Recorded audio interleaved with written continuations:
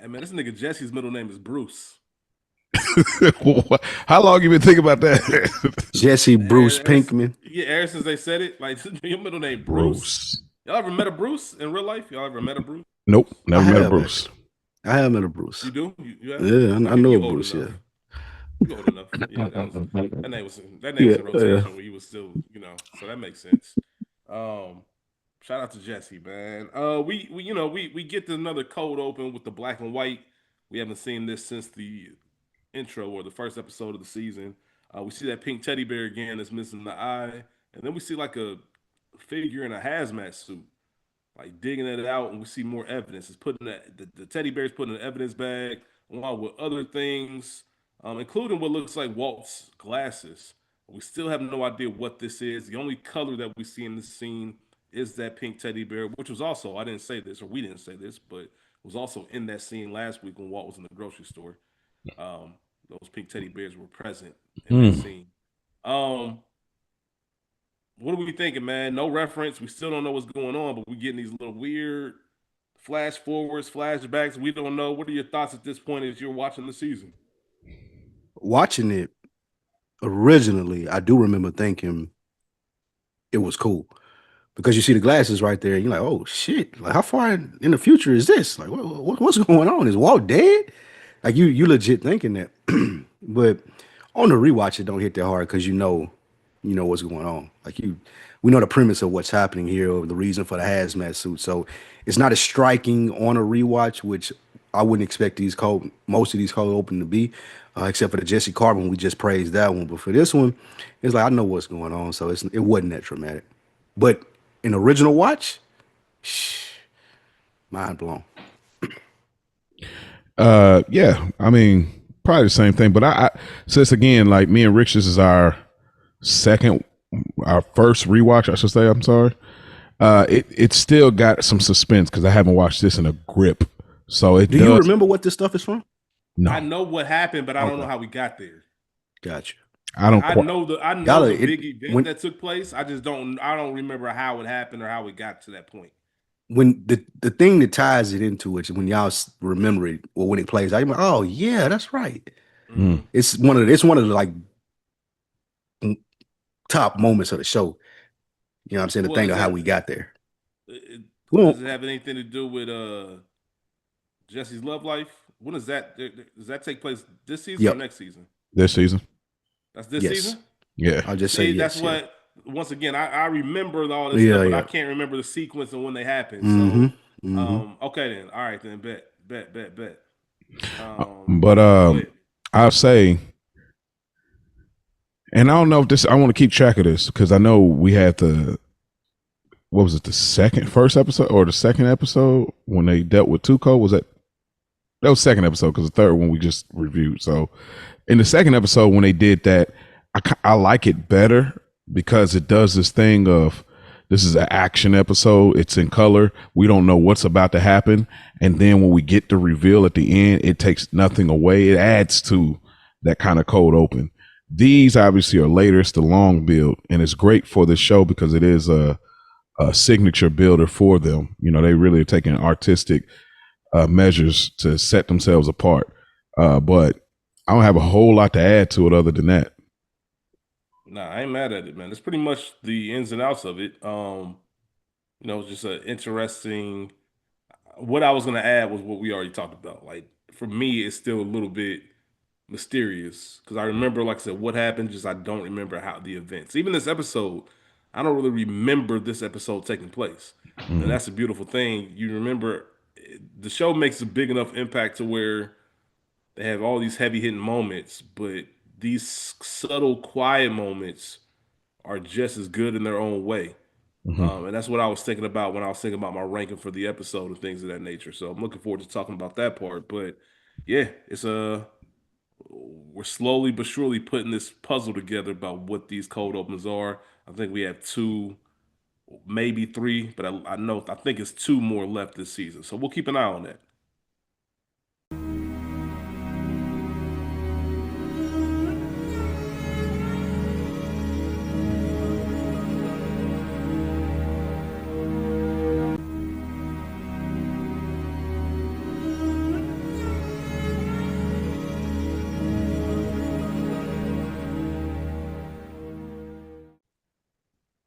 Welcome back to a new episode of No More Half Measures, a Breaking Bad podcast brought to you by your hosts. My name's Rich, joined by the good brothers Maurice Hunt III and the legend Spike Lee.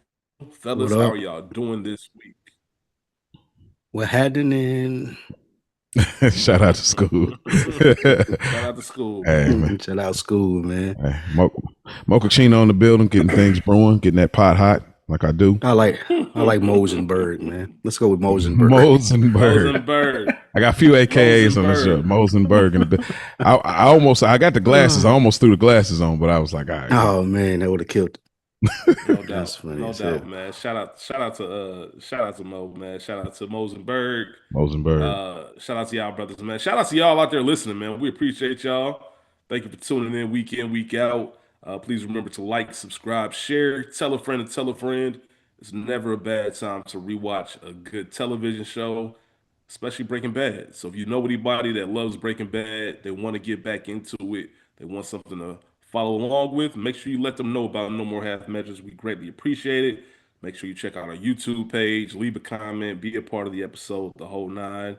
If you're looking for us on Instagram, the handle is at NMHM for No More Half Measures _ Breaking Bad Pod. Mo made the name, that's why it's so long. So, don't blame me. NMHM _ Breaking Bad Pod on Instagram. Email address is no more half measures pod at gmail.com. Please make sure y'all hit us up, man. We appreciate it. We always look forward to hearing from y'all. And speaking of comments, we're going to get into a couple that we have right now. We get these, and I try to make sure that I don't read them until we actually get to showtime. Hopefully, nobody pulls like a Ron Burgundy and uses that against me where I'm reading some wild shit on there. But Fuck you, San Diego. go fuck yourself, San Diego. He said that shit so normal, like nothing happened. We had a Spotify comment from the I don't know what this means. Shout out to Goody Jenkins, man. Goody Jenkins writes in. He writes into another week in the books, the whole nine. She on rock now. Yeah, hold on. that's I know a, y'all- yeah, We I- talking about Mel. Yeah. That's what I said. That's she on rock now. She on rock She on now. rock now.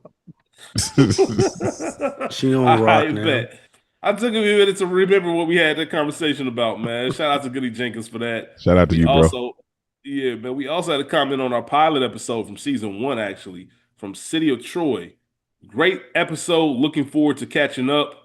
Looks like City of Troy found us, and they're kind of binging the episodes that we've done. It's kind of, I always forget we're in season 2 already. Oh yeah, Shout out to you, City of Troy. yeah. Yeah, appreciate you, man. Continue to leave comments, even though we're past season 1. We'd love to hear what you think. We'll still read them, even though we're on a new season. Don't let that deter you from sharing your thoughts with us, brother. We appreciate that. Thank you very much for tuning in. Yeah, we being in season 2 of Breaking Bad like this quickly is like saying, oh, that all happened last year. Like right now. It's like, oh, that was last year, bro. Like right now, that's what season 2 is that fast. Like, bro, it was just the other day. You know what I mean? Yeah, facts. I get the analogy. Of course, Acid Jacks. Of course. I wait for this. Acid Jacks, It's one, man. it's one of the highlights of my week. For It's one of facts. the highlights of my week. I ain't gonna hold you. Yeah. You know what? Yeah, absolutely, man. Let me go ahead and get into this, man. So shout out to Acid Jacks. He writes, fellas. So Rich said, go ahead, take a week off if you want, which I did say that, because you know why I said that? To Spike's point, I look forward to this so much that if I expect it every week and don't get one, I'm gonna be like, damn, we ain't getting Be one. So I'm disappointed, trying to, yeah. I'm mentally preparing myself for the week where you're busy. Try to You temper can't your really- expectations. Exactly, man. You can't give a proper email, so that way I'm not all the way like taking it back when one doesn't happen. So that's the only reason why I would love to get these all the time, but I don't want to, like Spike said, I want to temper my expectations. But going back to the email, Astor Jax writes, my question in the Walter White voice is, what happened? What's changed, Rich? That's really good. Real talk, dropping a note in the occasional cold bar into the show is not a hassle, it's a pleasure. And besides, anything that distracts from my day-to-day selling sausage samples in the supermarket is a Jesus. bonus. On the topic of cold bars, this episode of the pod has a lot, plus a couple of favorite all-time callbacks. Spike, Ain't nothing worse as a man than when you know that your girl knows that you're lying. That's facts. Spike, women know when you can't get no bitches. Preach. Mo.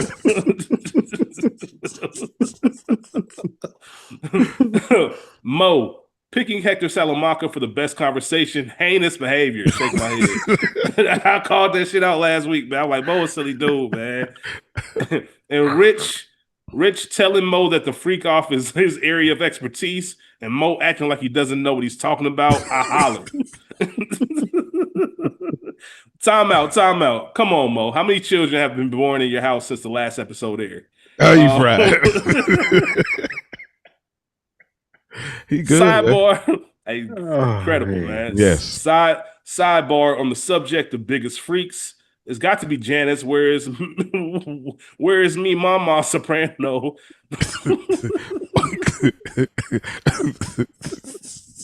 I wonder where Harpo's eating his Sunday dinner. We know what Sacre happened. bleu. Where's me ma?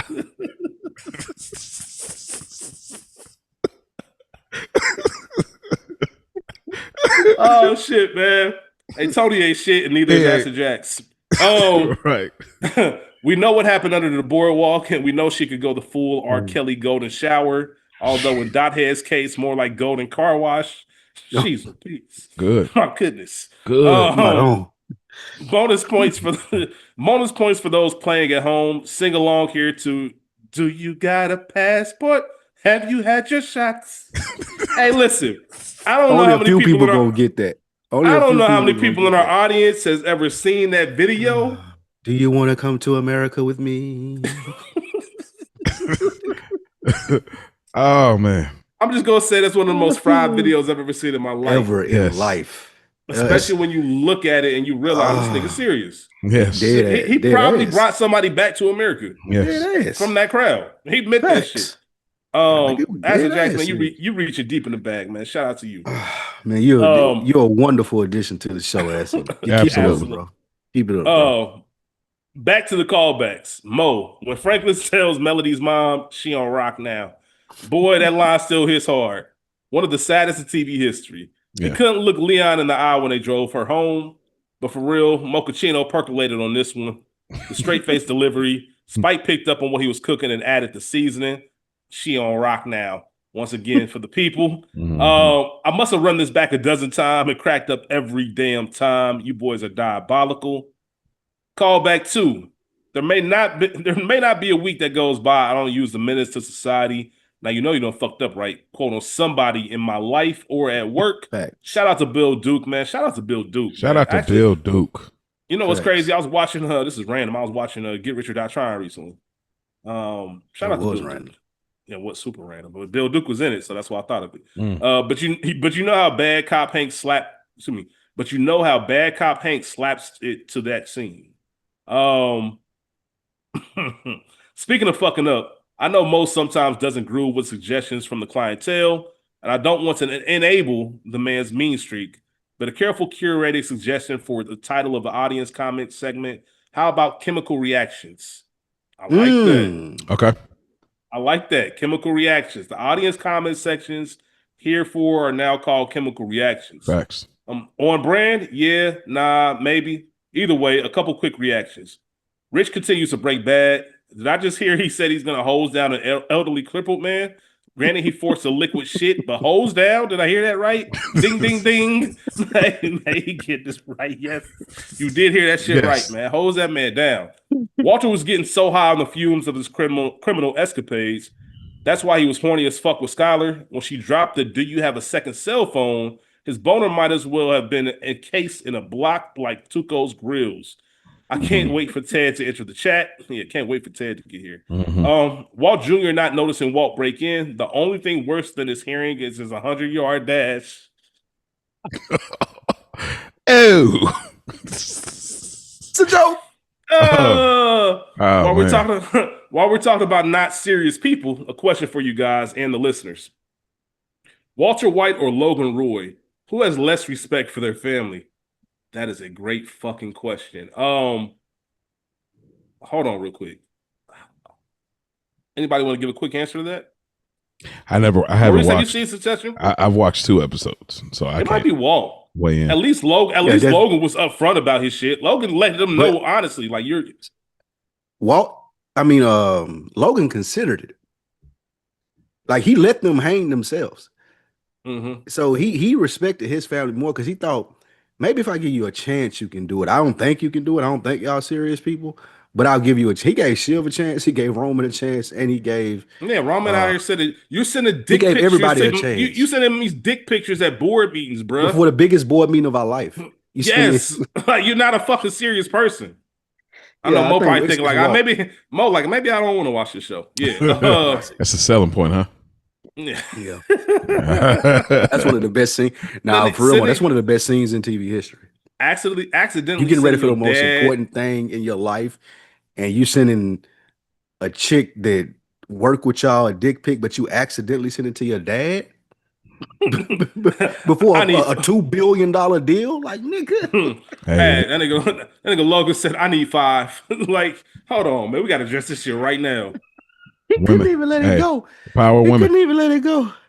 Nah, this was a Mhm. sick nigga though. Mhm. Nah, This was man, a I'm sicko. giving Walter White has less respect. At least Logan. Yeah, like I he- said, told him Walter to their White face has- like, I ain't shit. Walter White don't have respect for Hank, Marie, Skylar, or Walter Jr. He doesn't respect any. Like, there's not one point in time does he show any respect for them. We see it in this episode. This We'll episode talk about it. points it out specifically as we go through it. Mhm. See, this Hey, is what? yeah. All right. I can't believe I ever like really pulled for Walt. I can't believe I ever Walt like is wanted. a dirt I can't believe I bag, wanted bro. him. I can't believe I wanted well for him, and I can't believe how much I'm seeing that Telling I'm you, siding with Skylar a lot. I remember You not realize- liking Skylar and Jesse. you don't realize until the second or third watch of this series, man, Walt is the fucking bad guy. He the bad guy. He a dirt bag. Like him versus Tony Soprano. Ain't even close. I would root for Tony. I ain't never Tony. root for Walt. I can Yeah. understand Yeah, some it's of a- the it's shit a- it's Tony a do. Walt is difference. a dipshit, man. It's a difference. Nah. Tony was Nope. no. I'm saying I'm with y'all. Like Tony was born into a evil lifestyle, so he was trying to. He was actually trying to break good at some up until a point. Fair point. You know, versus it's the other way around with him. Like you were born into civilian gang, and like you're dying Just a of low thirst. down, you just a low down motherfucker. That's it. That's all you can say about Walt. And again, So, again, man, yeah, go ahead. I will come back to it. I just the last part of the email. P.S. I know it was a long one, but shout out to the other listeners. I fuck with them already for having the good taste to tune in to the pod, and I'm often inspired by their thoughts. So from my heart to your hand, be it messages or emails, please write in your reactions, good people. Let's keep the comments boiling over. Much love, Ant the Acid Jacks. I agree with that, Ant. Not just Acid Jacks. As much as we appreciate these weekly emails, and they will be weekly. We putting that out there. We want to hear from everybody else too. Leave your comments, leave your thoughts. They don't have to be elaborate and thought out or long or anything like that. Even if it's just one segment, even if it's something that made you laugh, something that you disagree with, something you agree with, share your thoughts. We'll make sure you include it in the episode, man. Go ahead. Yeah. Get famous. Hey, Acid Jacks, you're such an intelligent person. Man, start a Discord. Start a Discord. I've seen this on another podcast, and it seems to be a strong force within the podcast host and the content of the show. So start a Discord, see what happens. Thank you. Thank you, Acid Jacks. We really appreciate your emails. No doubt. No doubt. Breaking, man. AKA Breaking Bad sessions. Breaking Bad reactions. Breaking Bad reactions. Chemical reactions. Chemical reactions, yeah. Yeah. All right, chemical reactions. That's gonna catch on, man. We appreciate that. With that being said, there will be spoilers and explicit content. We're gonna get into today's episode, which is season 2, episode 4, titled Down. Obviously, as I mentioned before, the second flashback. So first we have the first one was 737. That was the name of the episode. Now we have Down. So put them together, 737 Down. Like I said, a couple more pieces to put together, but very intentional what Vince Gilligan is doing with these titles and kind of telling us without telling us. Also, both characters are down and out. It's a rough one. Both fellas having a rough go at it. This episode premiered March 29th, 2009, directed by John Dahl and written by Sam Catlin. It is currently streaming on Netflix. Please have a subscription if you want to watch. And of course, before we get into the scenes, we have to get the Spike Lee synopsis. So Spike Lee, What is episode 4 about? All right, fellas, down. In this episode, Jesse gets an unexpected twist in his housing situation, and it goes downhill from there for poor Jesse. Skylar gives Walt a chance to tell the truth and then gives him the cold shoulder. Walt Jr. goes by Flynn now, just in case you didn't know, and he wants to drive with 2 feet. This is season 2, episode 4, entitled Down. I'm not even going there yet, man. We'll talk about All it when right, we get there. all right. I knew it as I'm watching, and I was like, oh shit. Every now and then there's a moment where I'm like, man, they're gonna pull this motherfucker off the air. They're gonna pull no more half. That shit just gonna be gone. We gonna get an email one day. Niggas gonna get low. All right, man. We got Jesse, also known as Captain America. He's on the moped at the gas station. He has an undercover meeting with Walt inside. Walt said no more cooking until things settle down, and Jesse's confused. You just asked me what's changed. Well, what's changed is I can't leave the house for more than 20 minutes without my wife being down my ass. So I got to get some good grace. Can't cook no more. We'll figure some things out. But until then, do not talk to me. This puts Cap in a bad spot because Cap is sitting there thinking, man, I need that money. Word to fucking set it off. I need that money. I need it. I can't wait until things are right with you. You already gave me the go ahead. I'm thinking everything's up. Your brother-in-law took all my bread, which Walter slides over an envelope. And I ain't gonna hold y'all. As soon as I saw the envelope, I'm like, hey, you about to piss me off. This too small. It's way. It You're supposed to be honest. The Tony Soprano hand at the racetrack. I'm just sitting there till there's more in it. I want to talk about that when we get into it. You're supposed to be earners. That's all I thought of. Like, don't hand me this flimsy ass envelope. They gave him a super light envelope. Yeah, $600 is in there. Jeffrey says half of Walt's money is his. Pause. Do y'all agree with that? Do you agree? That's what I want to talk about. One, it's 30 grand, right? Or was it 60 grand that they had a piece? Was it 60 grand or 30 grand? 60. They took 60. They took 68, a little bit less than 68,000 from Jesse. That's how so much. Both of them had six. So both of them had $68,000, and Hank looks at Jesse and be like, "You know what? That was wrong. You lost your money. I'm gonna give you $600." Mm-hmm. Bro, I beat the shit out of you in this gas station, bro. You won't make it home to your family. Ain't no way. Ain't no way, dog. Ain't no way you finna play with me. And this would have been the fight. The fight wouldn't have been later. The fight would have been right now. Now, do I think that he's entitled to have? That's a slippery slope. I can see the argument for like we partners 50-50. I wouldn't have had to do all of that shit had we not got into it with Tuco, which was your call. Now you sitting on 60 grand and I'm out here struggling. I ain't got nowhere to live. You want to give me 600? Bro, I would like I'm just measures that I would have went to. Man, none of them have either. Like, bro, like, nah, I'm finna disrespect you in this store, bro. Ain't no whispering over the aisles. So yeah, Walt was wrong for offering him $600. And again, this goes about the respect factor and how he look at people. When we was talking about earlier, he don't respect his family. He don't respect Hank. He just think he like, bro, you can't come in this store and offer me $600 for all the shit that I've been through. You fucking crazy. So See, yeah, Walt is insane, bro. And Jesse plays it wrong because he like. Bruh, it's easy. You know how quickly he could have got this money. Said, bruh, if you don't give me my half because you charged it to the game on my finances so we can keep the lie alive, I'm going to. How about I tell your wife what's really going on, or how about I take it to your brother-in-law and tell him about the bodies that are buried, huh? Like, yeah, well, you're gonna go to jail too. Okay, well, I ain't got nothing to lose anyway. That's how quickly Jesse. At least I got somewhere to stay now, bro. Facts, straight up. And I got something to eat, and you know what I mean. So it's like that's how easily Jesse could have did it, but he's so in and out of drugs and so in and out of logic, he's just not connecting with it. And Jesse's like, I feel like Jesse's the first person that sees Walt for who he is, and also buys into Walt's genius or his like intelligence. He buys into it so much that Walt knows he can get this off. You know what I mean? So this scene in the grocery store, it wasn't as subtle. I don't know if they were trying to give it the subtlety it's supposed to be, or maybe it's not supposed to look subtle, but it wasn't as subtle as I think they executed. But Yeah, it's exactly. Y'all that's sitting the in the point. middle of the aisle talking over. enjoyable scene Like though. y'all not criminals. Like people, like anybody knows that y'all are talking to each other. Nope. But what I will say too, while I understand Jesse, I'm not bad as Walter, but I understand assholes. I could see where he would be like, nigga, I ain't That giving. sounds crazy. That sounded crazy, by the way.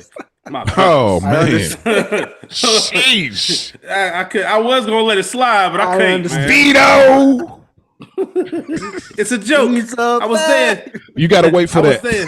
You gotta wait for that.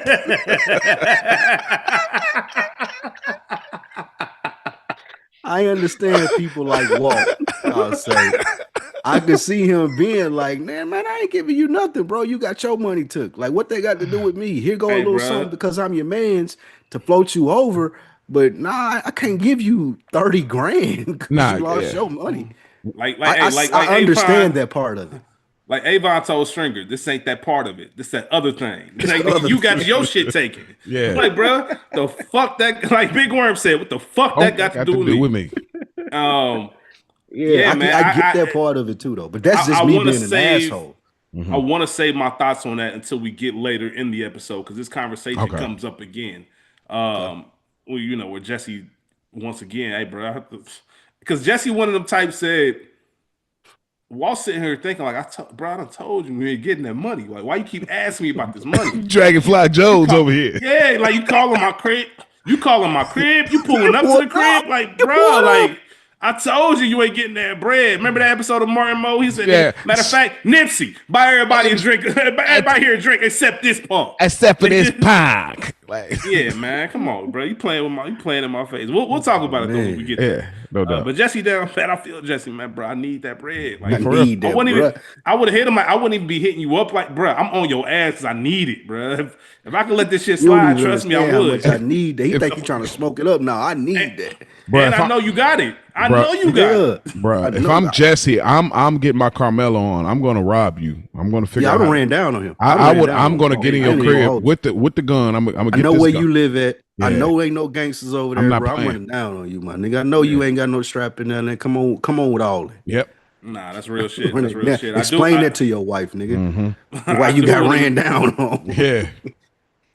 I do want to mention that a cop comes in and obviously breaks up the little party. Even when Jesse's trying to leave, Walt's on some. What are you doing? I leave first. Once again, it has to be Walt's way or no way. Yep. Like, even in a bullshit ass obvious conversation you two are having, where you think I talked about this last week. Walt thinks that he's smarter than everybody, so he doesn't think anybody picks up on what's going on. The dumbest of criminal can figure out, oh, y'all know each other and y'all doing some shady shit. Yeah. But yeah, even this plan has to go my way. So his way or nothing.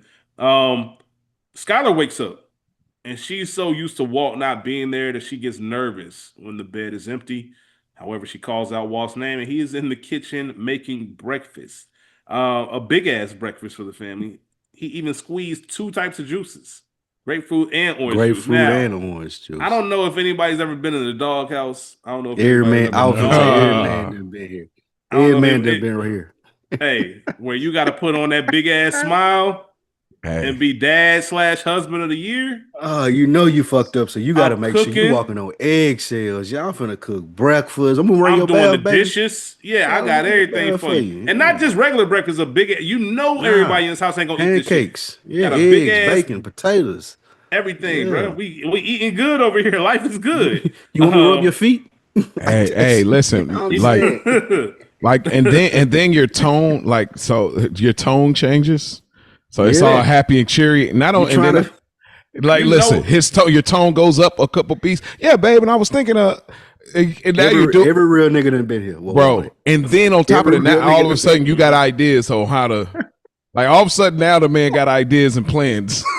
Yeah, like even Walt Jr. and Skylar are looking like, what the fuck is going on? Like, you up here Facts. talking to me, you trying to bond over music. He turned into the dad from Malcolm in the Middle.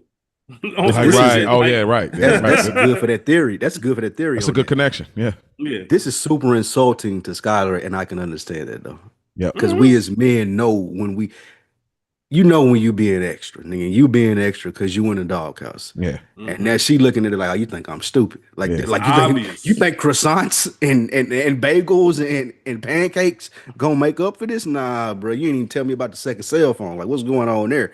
You cooking breakfast in the morning ain't gonna do nothing about this. Yeah, absolutely, man. And it's you know, they're bonding over music. Walt goes to school. He doesn't know who Boz Scaggs is. And Skylar makes a joke saying, you know what, I don't know who Boz Scaggs is, which makes sense because she was 9 years old when Walt was buying his first drink. So she probably doesn't know who Jesus. Boz Scaggs is. Hey man, I'm just telling y'all what's going on. That's what was going on. Walt was at the bar Sheesh. for the first time legally, and Skylar was getting ready for third grade, her proficiency test. That's great. It's great. I'm just putting that out there. I'm just saying, man. Walt is clearing the dishes from the table, and he brought up a fiction writer seminar. So I think Skylar is a fictional writer. Yeah. So he brings up Okay. a seminar at All University. All She right. recommended- You want to do real estate? You want to do real estate? It's a good. This episode needs all of this humor, so y'all got to bear with us. man. Oh, it definitely does, Mo.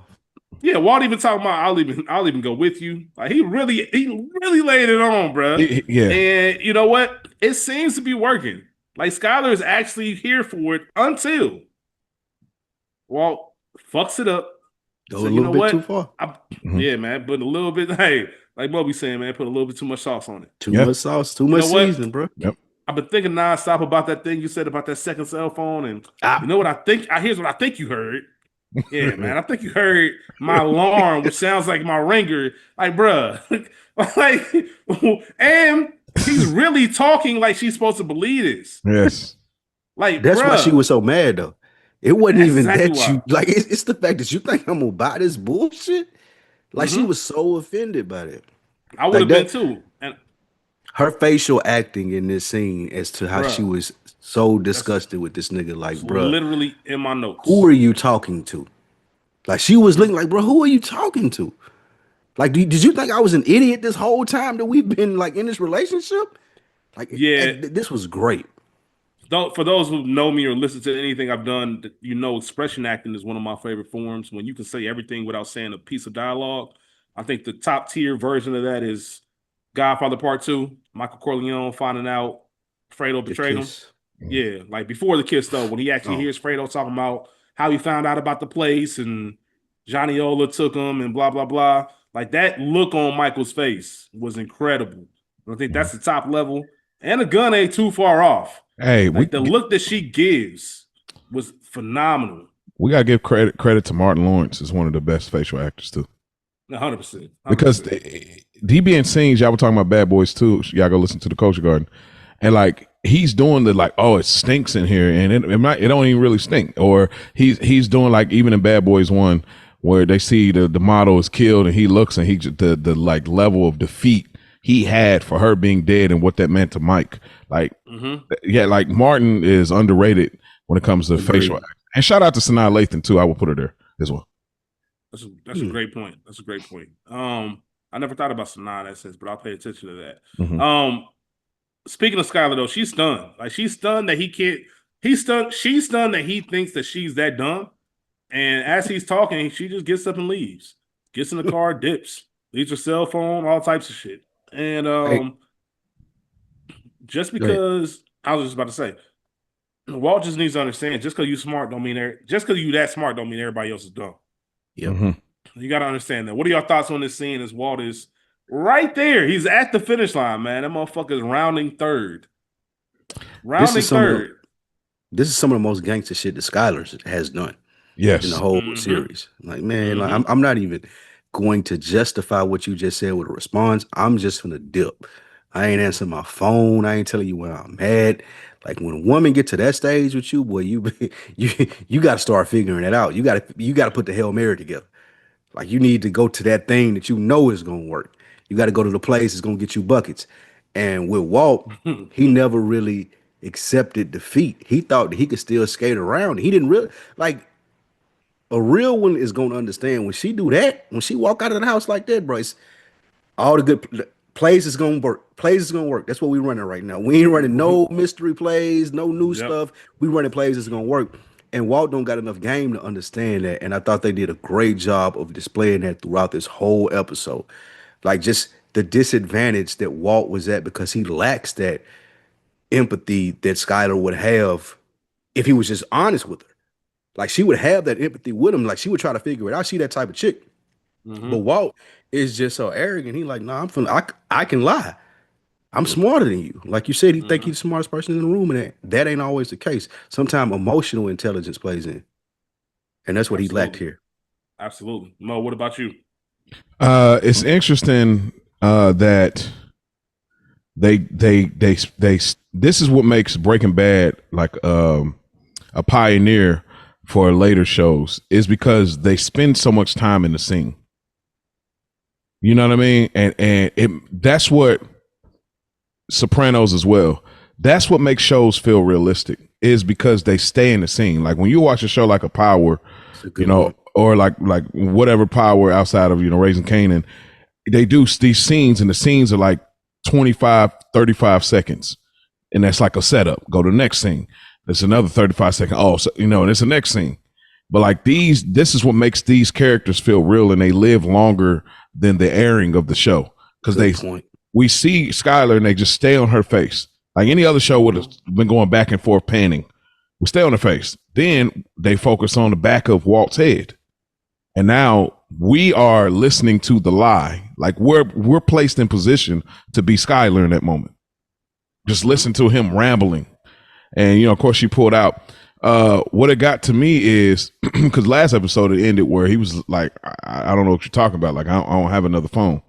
So to me, and this is just me being married for at that point, if you know she knows, she knows. Don't bring it up again. Don't bring it back up. You're gonna have to. If she let it go, you let it go. Even if she hasn't let it go, and you know, like, okay, we at odds, you just gotta let it die. Thanks. You gotta hold out in that Cold War. That, in my opinion, like, don't try. I mean, do the breakfast and everything, and then you got to joke off and leave it there. Stop trying to because what he's trying to do is speed it up so he can get back out in the streets. That's what it is. Like, he's trying to hurry up and get resolution, resolve, and that's the problem. Like, he's on the clock in his head. I gotta hurry up, get things good with her, so I can have. I built new Grace. Now I can get back and cook. You know, so it's like, bro, he got to play the long game, unfortunately. So he was cooking right there, Mo. Right on. He was cooking right there. He was still trying to get a win out of the loss. Yep. You already lost, bro. Yep. Take the L. You trying, like, you still trying to get a win. It's over with. Go to the next phase, next game, next battle. And she already believed the craziest part of your lie already. Yeah, like you got away with the she believed shit. that you got away with the craziest shit. You just got you got tripped up on the smallest thing, and you gotta eat that. Yep. I don't know, like, you just got to eat that, but this goes to lack of experience for Walt though too. Mm-hmm. He don't know how to handle. Yeah, this is NBA playoffs. This ain't March Madness. You ain't got to win it all in one game. Go. We got another game. Regroup. Yeah. Go. Yeah. Get back in the locker room. Figure out what went wrong and go from there. Walt tripping, but we go to the next. And you can scene. tell. I'll just say this last thing. One of the worst takeaways is the calling immediately. Like, soon as she left and she ain't even down the street yet, you already calling? Screams guilty. I'll see you when you get back if I ain't done nothing. Like, go to blow your steam off, go to the mall, wherever you going. I'll see you when you get back. I'm not calling you before you get to the end of the street. That's a great point, because he acts guilty the entire episode, which is even more insulting. Because you're doing all the things, so we both know you lying, bruh. Like, even if you don't want to tell me the truth, at least admit that you lying. One of the two, like something. That's what I'm saying. Or give me some credit here. You already lied. Leave it there, and then leave it alone. Maybe in due time. Believe it. Yeah, I mean, maybe in due time, maybe she would like. Maybe that was true. Maybe it was like. But the more you keep adding more sauce on it, you know what I mean. Yeah, he should have just let keep the lie alive. Like, just let it stay there. And every time then his later reaction where he's like, I don't know what is there to tell. Then it's like, okay, because see, he's lying. Subtlety is the better approach if he's trying to get this off with her. Unfortunately, I mean, I'm not saying I'm a pro at that because I'm not a good liar, but that in this sense, that makes sense. But see, that's what if I were a good liar, what I would do. That's why you let it cook over there. Yeah. Because if you let it cook and she let it cook, by the time she come back to it, I already got that shit figured out. I've been thinking about it. I've been thinking about now I got a great story for your ass. Cause instead of trying to do it in 2 days, I got 2 months. Because you wanted peace, I wanted peace. You brought it up in some random thing 2 months from now. I got the lie packed down. That's over with. But now you try to rush it? Nah, it's over. You know what I'm just now thinking about? I mean, you know it the whole time you watching the show, but it's not at the front of your mind. Walt needs a friend. Facts. Yeah. Walt needs a friend. Walt needs I thought somebody. about that last episode. He don't have any friends. He has 0 friends. He has No family friends. and he's got associates, but he doesn't have a friend that he can be like, yo, man, me and Skylar going through it. Like da da da da. Like he need a silk. He need like who's a the silk. closest person? Who's the closest person to Walt? Hank. That's crazy. Yeah. Yep. But he should have went to Hank though. I don't even know if he go to Hank. That would have been awkward. Like it's not even because Hank, you got to think that's Hank your wife. That's your wife's sister, husband. So yeah, they loud. He automatically gonna probably be on their side anyway. Yeah, so it's wild, man. We go to the next scene. We're at the law offices of Hamlin McGill. Jesse is in a conference. I'm fucking with y'all. I'm about to say that's fire. I was gonna say, damn, you killed me. That's why I was like, damn, that's fire. I'm fucking with y'all. We had some random attorney office in Albuquerque. Jesse's in the conference room trying to figure out why he's there. He doesn't know until his parents walk in, and he thinks it's another intervention. But he's really giving notice that he needs to get out of his aunt's house. His mom found this meth lab in the basement. She was concerned after Hank showed up at the crib. She got her own key, which for some reason Jesse was surprised by that. Like, you don't know the agreement. You don't know that you don't own this house. Like, you don't think your parents don't have a key to the crib. Like, why would you? Okay. It makes sense for Jesse. It makes sense for Jesse. So just the same as having a meth lab in your basement. Makes sense for Jesse. That you live but they in, found it. They found it, got photos of it. And if it wasn't for the potential seizure of the house, I think his parents might have called the cops. You know, if they knew that it wasn't an automatic, we're going to lose this house, we would have called the cops on you. So instead, we're going to give you 72 hours to get out. You know, what are you thinking about this scene of his parents really laying down the law, really putting it on them that you got to get up out our crib, man. We ain't tolerating none of this shit, bro. You bought a fucking meth lab in our basement of a house that we own. Come on, man. I get it.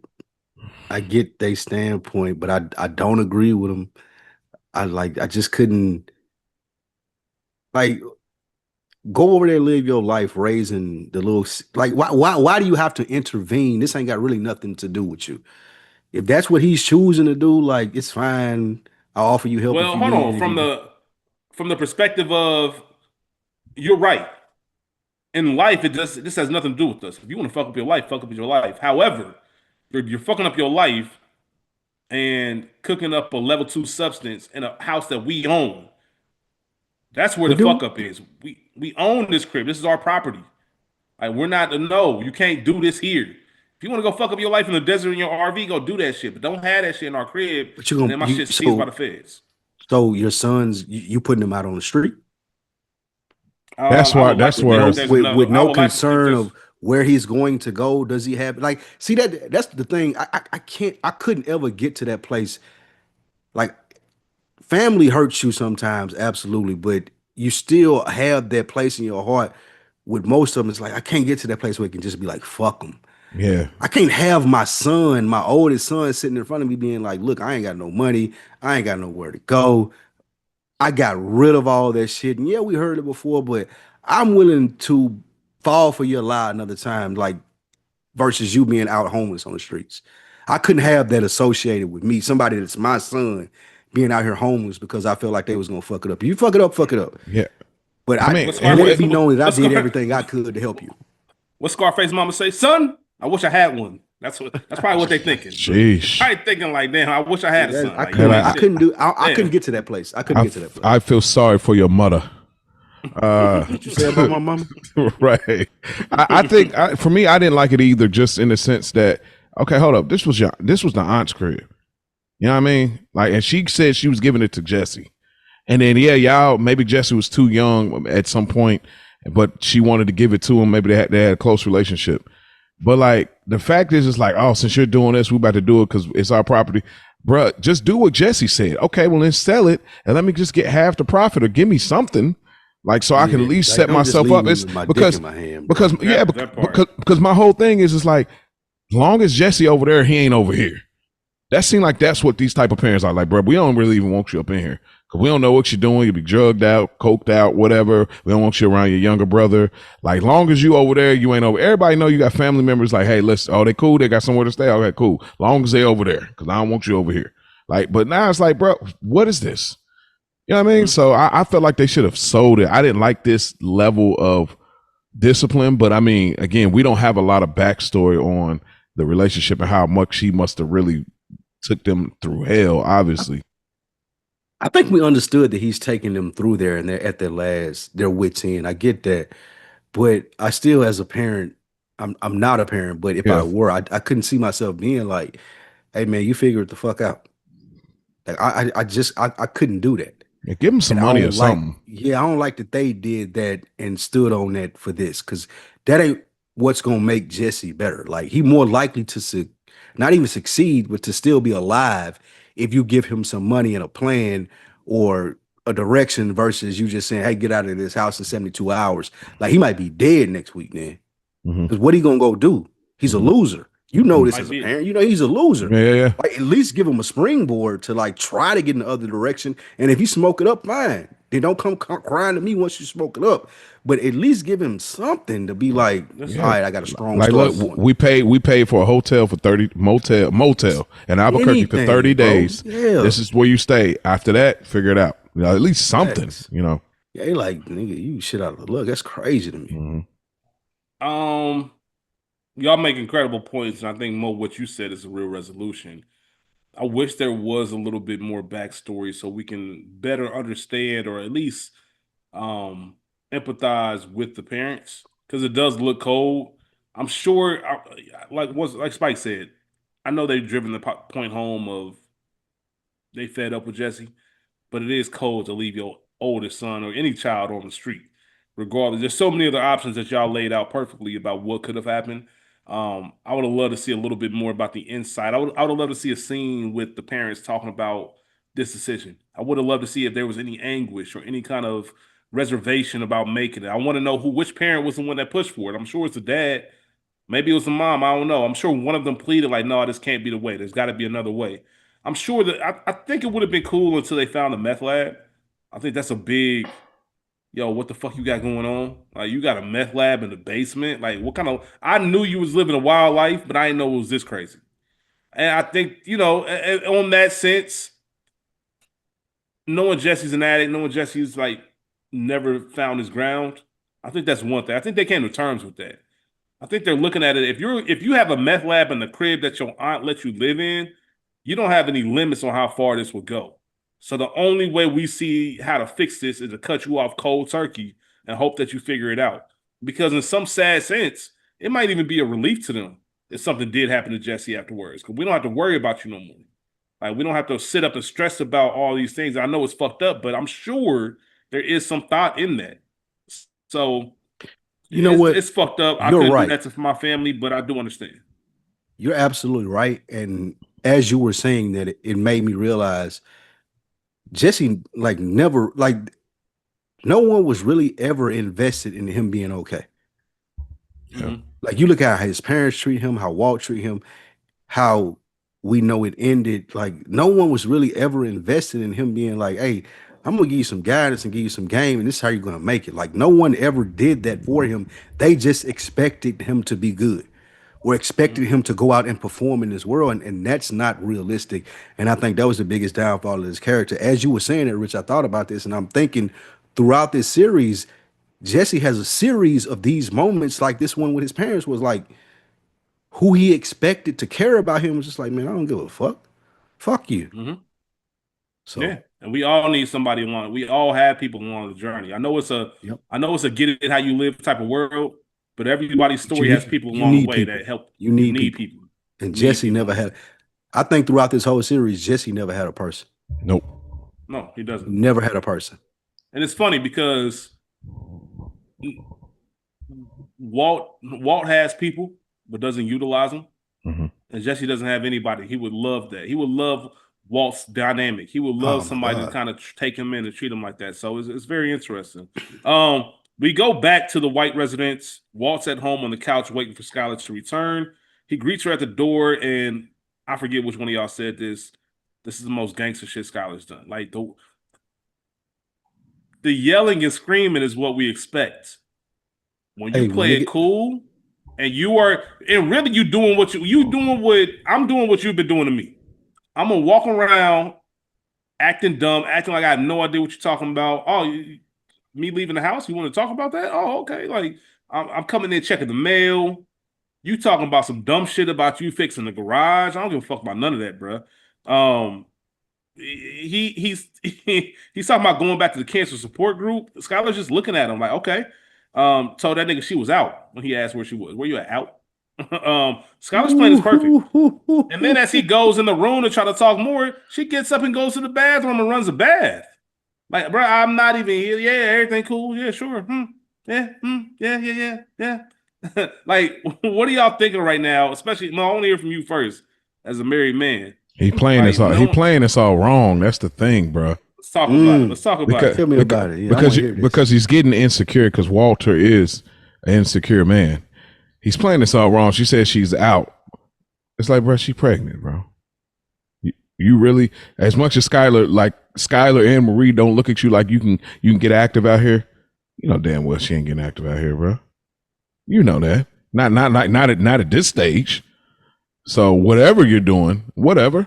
See, he should have played this like Walter ain't got that G in him, like, because it's like it's like you got to get to the point in your mind where it's like you're doing the steps, you're doing the things to get attention, and you're making the apology more than words. I'm trying to take action, and like when it's not received, that's when you shift the momentum. It's like, all right, you know what? All right, that's cool. Yep, that's cool. And that's where you need to shift the momentum to be like, all right, I'll talk when you're ready to talk. I'll be in your presence when you're ready to be in the presence. I'm gonna be over here on the couch. I'm gonna clean this up, do this over here. We gonna play the quiet game because hey, more times than not, I'm gonna outlast you. Listen, that's the thing that's the difference between women and men. Mo, you bodied that. Because I know from being in a relationship like this, it's like you said, Mo. Oh, okay, you want to do that? Oh, I can do that for 2-3 weeks. Like we can do it. Like, oh, that's what you want to do. The no talking, one word thing. Oh, you just signed your death certificate. Like I'm never going to lose in that battle. Nope, no.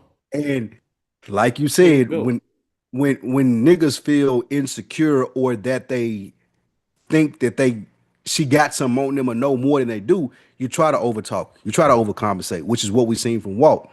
But Mo, you put it perfectly. If you are seasoned in this, you're going to play that totally differently. You're going to be like, oh, you was out? Okay, I'm going to go watch the game.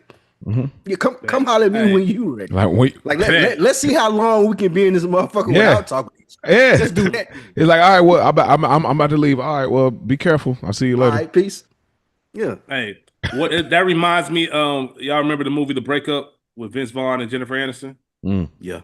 When they was doing all that petty shit back and forth, there's a moment with Vince Vaughn like looks at her and say, we can make shit real uncomfortable around here. Like that's pretty much what we could do. Like if that's how you want to play this, that's how you carrying it. If this what we doing, then we gonna do it. Yeah, I ain't done this in a minute. Because the thing about us as men, we way more stubborn than women. So even if you know you're in the wrong or the right, if you peep the game, if you peep the play that she's running, you be like, I can do this. I can't do it. Why you got 2 cell phones? Let's talk for 2 hours and you explain it to me and what's going on. But if you want to dip out the house and not tell each other, okay, cool. Matter of fact, let me know when you're ready to talk about this then. Matter of fact, I'm about to go cook. Man, I'm out. You're right. Yeah, if that's what we doing. I'm justified. I'm justified now. I will be back in 3 hours. I just went to go cook some milk. You make me feel better about it now. I can't. And guess what? When I come back in the crib the next day or whenever I come back in, you ask where I was. I was out. I was out. Let's go. Let's set go. the precedent for this. I'm out. You laid the I- ground hey, rules for this. Hey, see, that's the Yes. oh man. That's what Hey, real niggas look, do. somebody listening now, like, yo, y'all need a whole other podcast about this because this is Because look, you yeah. got to know how to play the game. Yep. Like this is a perfect situation of what you was talking about earlier, Rich, with her being much younger than him, Mhm. Walt being older, thinking this is a catch for him. He's overcompensating, and we looking at this as men like, oh, bro, I could have played that. Like you would at the end of that, you would have been coming to me like, I'm sorry. I promise you, I would have finessed the shit out of that. Well, 'cause what you would have been coming to me, be like, I'm sorry, I was acting this way. Like, yeah, See, I know. what has to happen is you got to ice the kicker. Like this is what it is. Walt got to call the timeout and ice the kicker. Where like you're saying was like, because by the time you're finally ready to talk, then I'm going to bring back up. Figure that out. You don't even need an excuse. Now you utilize where did we leave off, and now you're bringing up. Well, I tried to make the effort to try to show you that I was, apologetic about things. I'm trying to make things right. I'm trying to be communicative, and you shut me off. But you give it time to breathe. So now, instead of what the original issue was, the issue has now become how you were from the last time we talked, and that's what he should have did. Yeah. Hey, listen, I might only have 2 or 3 spades, but I ain't getting set. I'm gonna figure out a way. We're gonna get these 4 books. We're gonna get at least 4 books. I'm leaving here with something. We're gonna get these 4 books. I don't give a fuck if this Jack walk. I don't give a fuck what happened. I'm finding a way. This 10 of diamonds might walk, but I'm gonna get these 4 books. Yes, nigga. I'm not getting set. I promise you that. I love it. Walt needed somebody, man. I think, there need to be a segment like every villain need a real nigga. Yeah, he needed a Silvio. He needed a Silvio nigga in this corner. Yeah, if he needed somebody, just tell him how to play this. Yeah. Like this is what you need. Yeah, that's fact. Like, just I bet she's actually giving you what you need. She gave you the playbook. She gave you the playbook. Yeah, obviously, I would have told him straight up. I said, obviously, you don't give a fuck about your wife, Walt. So why don't you just go ahead and play into it? Like, it's clear that you don't give a fuck about your wife or your family. So stop pretending that you don't. Stop pretending that you and do. lean down the other road. Yeah, it's gonna be easier for you, my nigga. Exactly. You gonna get what you looking for. You about to be die anyway, nigga. Go out on your own terms. Jesse, most stupid, man. We go to the next scene, man. Jesse gets caught lacking in the crib by moms. You about to die anyway. I told y'all in season 1 when we went to that nigga fridge. I'm like, this nigga living foul. And that nigga room, this nigga got 3 types of drugs and shit all over the place. Like mom in here budget. That's got to be embarrassing, right? You got coke, you got weed, you got all types of shit. Your mom's in there nudging you like you ain't picking up your phone. Like, damn, moms, my bad. And you know she got a key. Yeah, you know she got a key. He pleads his case. Pleads his case to stay in the house. And just like Walt, he's bullshitting. He's bullshitting his mom, I was thinking about going to business school. I love the fact that we're talking. We can share our feelings about this. And moms ain't going for it, just like Skylar. I ain't here for this bullshit, bro. I'm not here for it. And Jesse thought this was just a wake-up call. He thought they were bullshitting because it probably has been a wake-up call his entire life. And they're like, nah, man, like this is too much. We need you out of here. And he sees people moving his shit. And this is real. Like you want me up out of here. Mm-hmm. And he guilts his mom, which ends up to him getting smacked, which always reminds me, I think of one of my favorite moments in Bronx Tale when Lorenzo and Sonny, Lorenzo comes down to confront Sonny, and Sonny raises his hand like, get out of here before I get you a smack. He kind of jumps at him before I get you a smack. It's one of my favorite moments in the entire movie. But Jesse really asks, like, where am I supposed to go? And she looks at him and says, I don't know, sweetheart. But please turn your life around. To which I ain't gonna lie, his bar, he said, yeah, this is gonna help big time with that, bitch. Which exactly. you want me to turn my life around? You kicking me out? Being homeless on the streets. Yes. I might be dead in a week. Like, what are you talking about? Hey, Carly, your mom. Bitch. Hey, it was bad. It's some real white. I'm sorry. This is some real white people shit. I'm sorry. I'm sorry, bro. Hey, I seen a meme. I know this is random, man. I seen a meme the other day that said, "I wish I was white because I'd have been choked my mom out." I'm like, yo, this shit fried. Hey, a black person thinking this way is even more fried, bro. It's fried in many ways, man. But what do y'all think about this scene? Nobody's playing with Jesse no more, man. You have nowhere to go. We told you was kicking you out in 72 He hours. let 3 days pass, bro. That's the craziest part. Like he they're on the thought third they day. and He thought they was he playing. wasn't doing nothing but getting high in there. Like fuck it. He ain't trying to fight. He ain't get no backup players. Like I might need to stay on your couch. Like nothing. Like he was just like, oh damn, y'all was for real, which is insane. Which is why I do understand the mom's point of view of this. Like I get y'all think he's bullshitting. However, just me as a person, I couldn't do that. I couldn't put my only son out on the street with nothing. If he told me, and I just couldn't do that. But I think it was a good scene because I get the mom and I understand that Jesse's bullshitting, and there's a difference between Walt and Jesse in this. So in this show, in the sense of I sympathize and empathize with Jesse way more than I do with Walt. Walt, a grown ass man who's making these decisions, who had other options.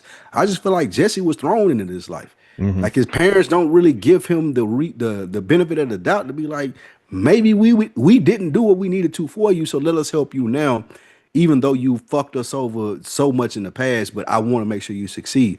With Walt, I just feel like he's completely manipulative. With Jesse, I feel like he's a product of circumstance. Yep, you said it perfectly. Absolutely. Those are bars. Mike, not Mike. I don't know why I said Mike. Mo, you got anything else you want to add to that? You said Mike because I am the Mike Jordan of recording. No, that's it. Just that line. All right, man. We go back to the White household. Walt is making more sympathy breakfast. It's very obvious what he's got going on. He's making more sympathy breakfast. And honestly, this is the most I've agreed with Walt in some time.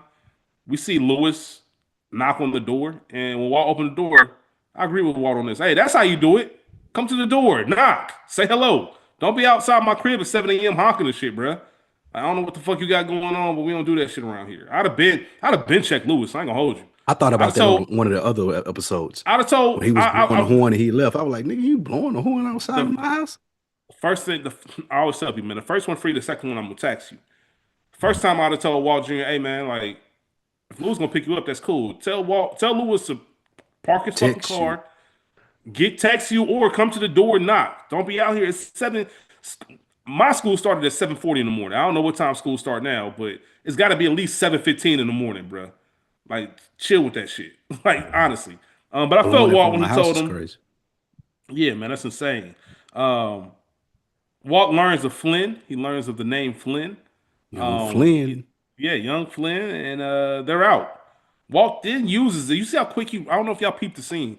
Look how quick Walt rushes to find Skylar because he wants something to connect with her on, something that's not about our issues that we can bond on. Did you know about this Flynn thing? And Skylar like, yeah, nigga, like I've been new. Like that's what he wants to be called. Skylar cold though. But see, this is the part he don't understand. See, women are exceptional at that. They can still they could keep this on tuck.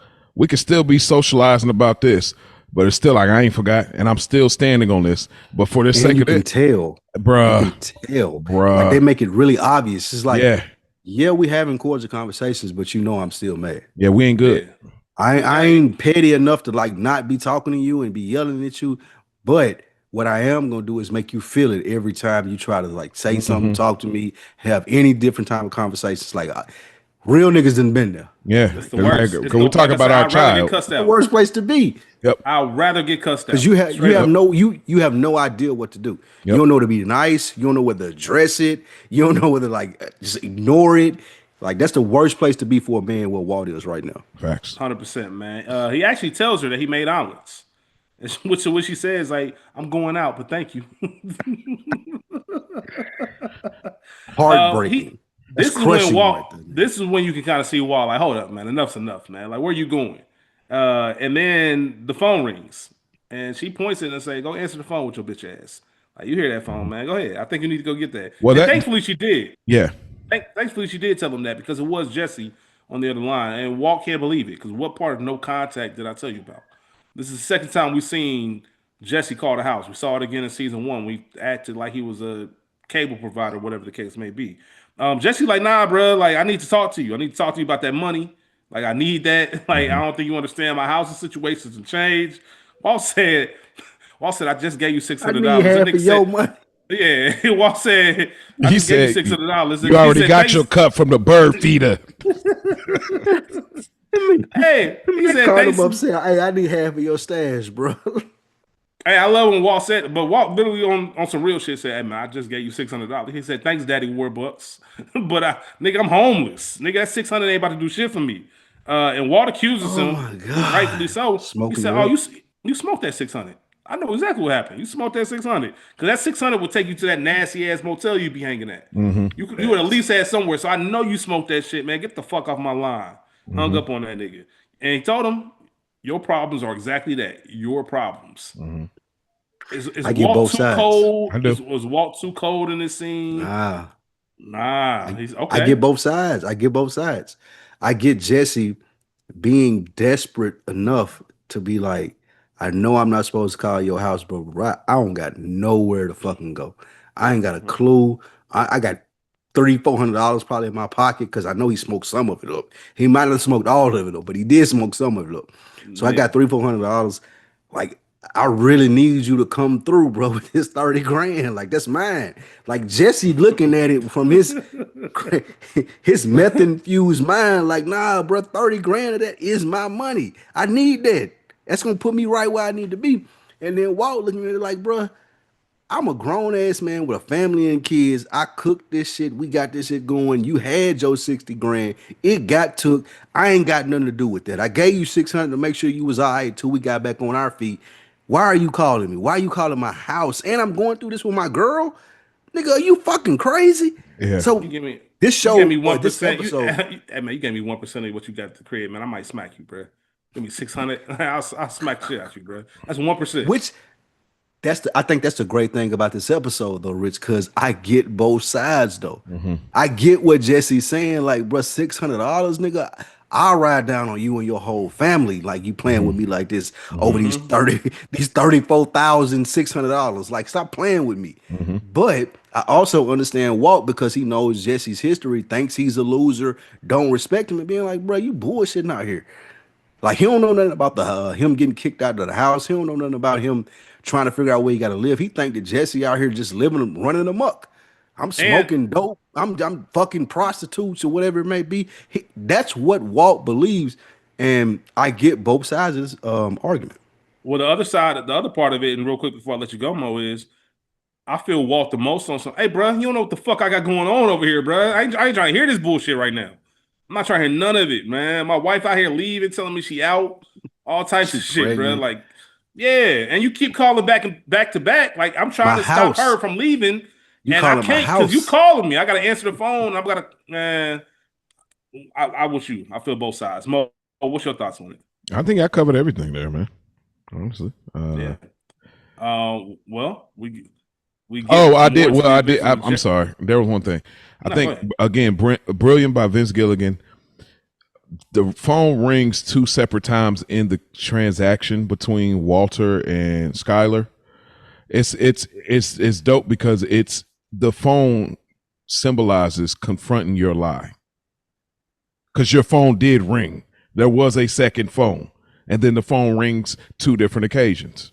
So I think it was Great just point. like this little elbow nudge in a sense where it's like the phone keeps interrupting us just like it did that night. Mm. You should probably get Very, that. very great point, Mo. Great point. I like that. I like Right that. on, right on. Mo, you cooking, man. You might be the MVP of this episode, man. Yeah. Right. Point after point. I like Agreed. that. Jesse pulls up to an old friend / bandmate's crib. Everybody knows the famous band Twat Hammer. All those hits. Twat Hammer. Yeah, Twat Hammer is wild, but Insane name for a band. it's insane. It's very obvious that they live different Yeah. lives, from the way they dress, to the family life of it. Man, my nigga. You were trying to get the band back together, and this man's trying to teach his son how to eat carrots. Like, y'all live 2 completely different lives, man. You should have known this wasn't gonna end well. And I don't know if either one of y'all been in this situation, like where you just been down Yeah. and out, and I need to lay my head somewhere for a couple of days, and I think I'm in the clear. I think everything good until the wife come home and say, "Hey, I've been in help both sides. help Been me on in the both room with these sides. bags." I've been on both sides. Yeah, as soon Holy as she shit. And Jesse knew what time. As soon as she hit him with the, can you help me with these in the bedroom? I ain't He knew staying what it here was. tonight. He already knew what it was, That's man. so good. Like the way they do these things are so good because you don't Facts. have to say anything, and it don't need any explanation. You just know this is art imitating life. Perfect. This is one of the most cringe-worthy scenes in this whole series. Okay, why? What Just part? because of how realistic it is. Like what you Yes. said, Mo. Yeah. You said you've been on both sides. Like people can understand this. Like you probably ran into homeboys. You were like, let me do this. Let me 3-4 days, bro. But you got a girl. It's like, oh, I got a child. Like what? What are you talking about? It's cool chilling out with you, playing the old music from the whatever it may be. But the fact that you think that you can come to my crib and be like, hey, let me crash on the couch for a couple of days because we was in a band together however many years ago, that's crazy. And your wife gonna pull you to, if she's a good wife, gonna pull you in the room like his wife did and be like, hey, bro, what the fuck do you got going? Who is this nigga out here with my son? Get him out of here ASAP. No, he can't stay. And I get what she's saying. However, I can't even say I get Jesse. The person I feel the most in the scene is the wife. Like you disrupting our whole lifestyle with this dude in the Scully and that ugly ass jacket, and y'all doing old like no, there's not no. I can't do it. The husband in this scene, this was him. Yeah. This was him living on the edge. Yeah, this is his Yeah. break from 9 to 5. Yeah. Raising a child, being in a marriage. I remember doing this. This was Yeah. fun. This was when I was me. Yeah. Like he get that. So he That's only let- for 2 or 3 hours, bro. Yeah, but like can't do that. he wasn't gonna do no band stuff, but like letting Jesse stay, like, yeah, man, you know, because we can reminisce, we can have a beer, we can. That was his version of living on the edge because his life is obviously like very structured and stuff like that, and you know, even when you look at the fits, like Jesse has on like it ain't like a bathing, Grunge. It's but grunge. he has Yeah. grunge, but he has like a very busy jacket with all kind of different words and stuff on it that kind of symbolizes his life versus the husband has on like a polo with stripes, which is like straight and narrow. corporate. The Gap, Old Navy type of Yeah, look. yeah, absolutely. You know, all that So- stuff, man. Let me ask both of y'all. If y'all are in that friend's position, what's y'all move? I know my wife well enough to know this shit ain't gonna fly anyway. And I'm always just gonna do the courtesy of just making sure I gotta run it by the wife. I know niggas like the clown is, oh, you gotta run. Yeah, no, Yes, you- nigga, I no, gotta yeah. run it by the wife. Yeah, I do, nigga, that's my right? wife. Nigga, Communication. That's my wife. Absolutely. She Yeah. lives here. That's my wife. Like, I'm not gonna make you a promise. So before anything happens, I'm not gonna tell you you're gonna stay here without telling my wife. 'Cause Facts. I don't even want to put you in that situation. And I ain't gonna hold you, bro. Jesse, I fuck with you, bro. I fuck with the memories, but there's no I don't want way. you sleeping Like, on my how did you like? How down bad are you that you had to come to my crib? Because I probably ain't seen you in Facts. 5 years. Mhm. You know what I'm saying? Like this ain't. I know you want to live through the old days and all that. What I really wanted is I wanted to see the scene in the bedroom because I'm sure she looked at that nigga and said, Are you I know you serious? fucking lying. I know you fucking lying. Are you fucking kidding me? Yeah, that's all she had to And say. very well deservedly so too. Yeah, Like she has the right to do that as a wife to be like, we live in this 9 to 5 corporate cookie cutter lifestyle out in the suburbs, and you got this random dude in a Scully and that jacket on talking about he gonna stay with us for the next 2 days. Absolutely not. I got a son. and what's No. crazy Nigga, is get it might him have outta here. been okay. See, I remember in Breaking Bad when there was a flashback scene of Chuck and his wife, and Chuck was inviting Jimmy over for dinner.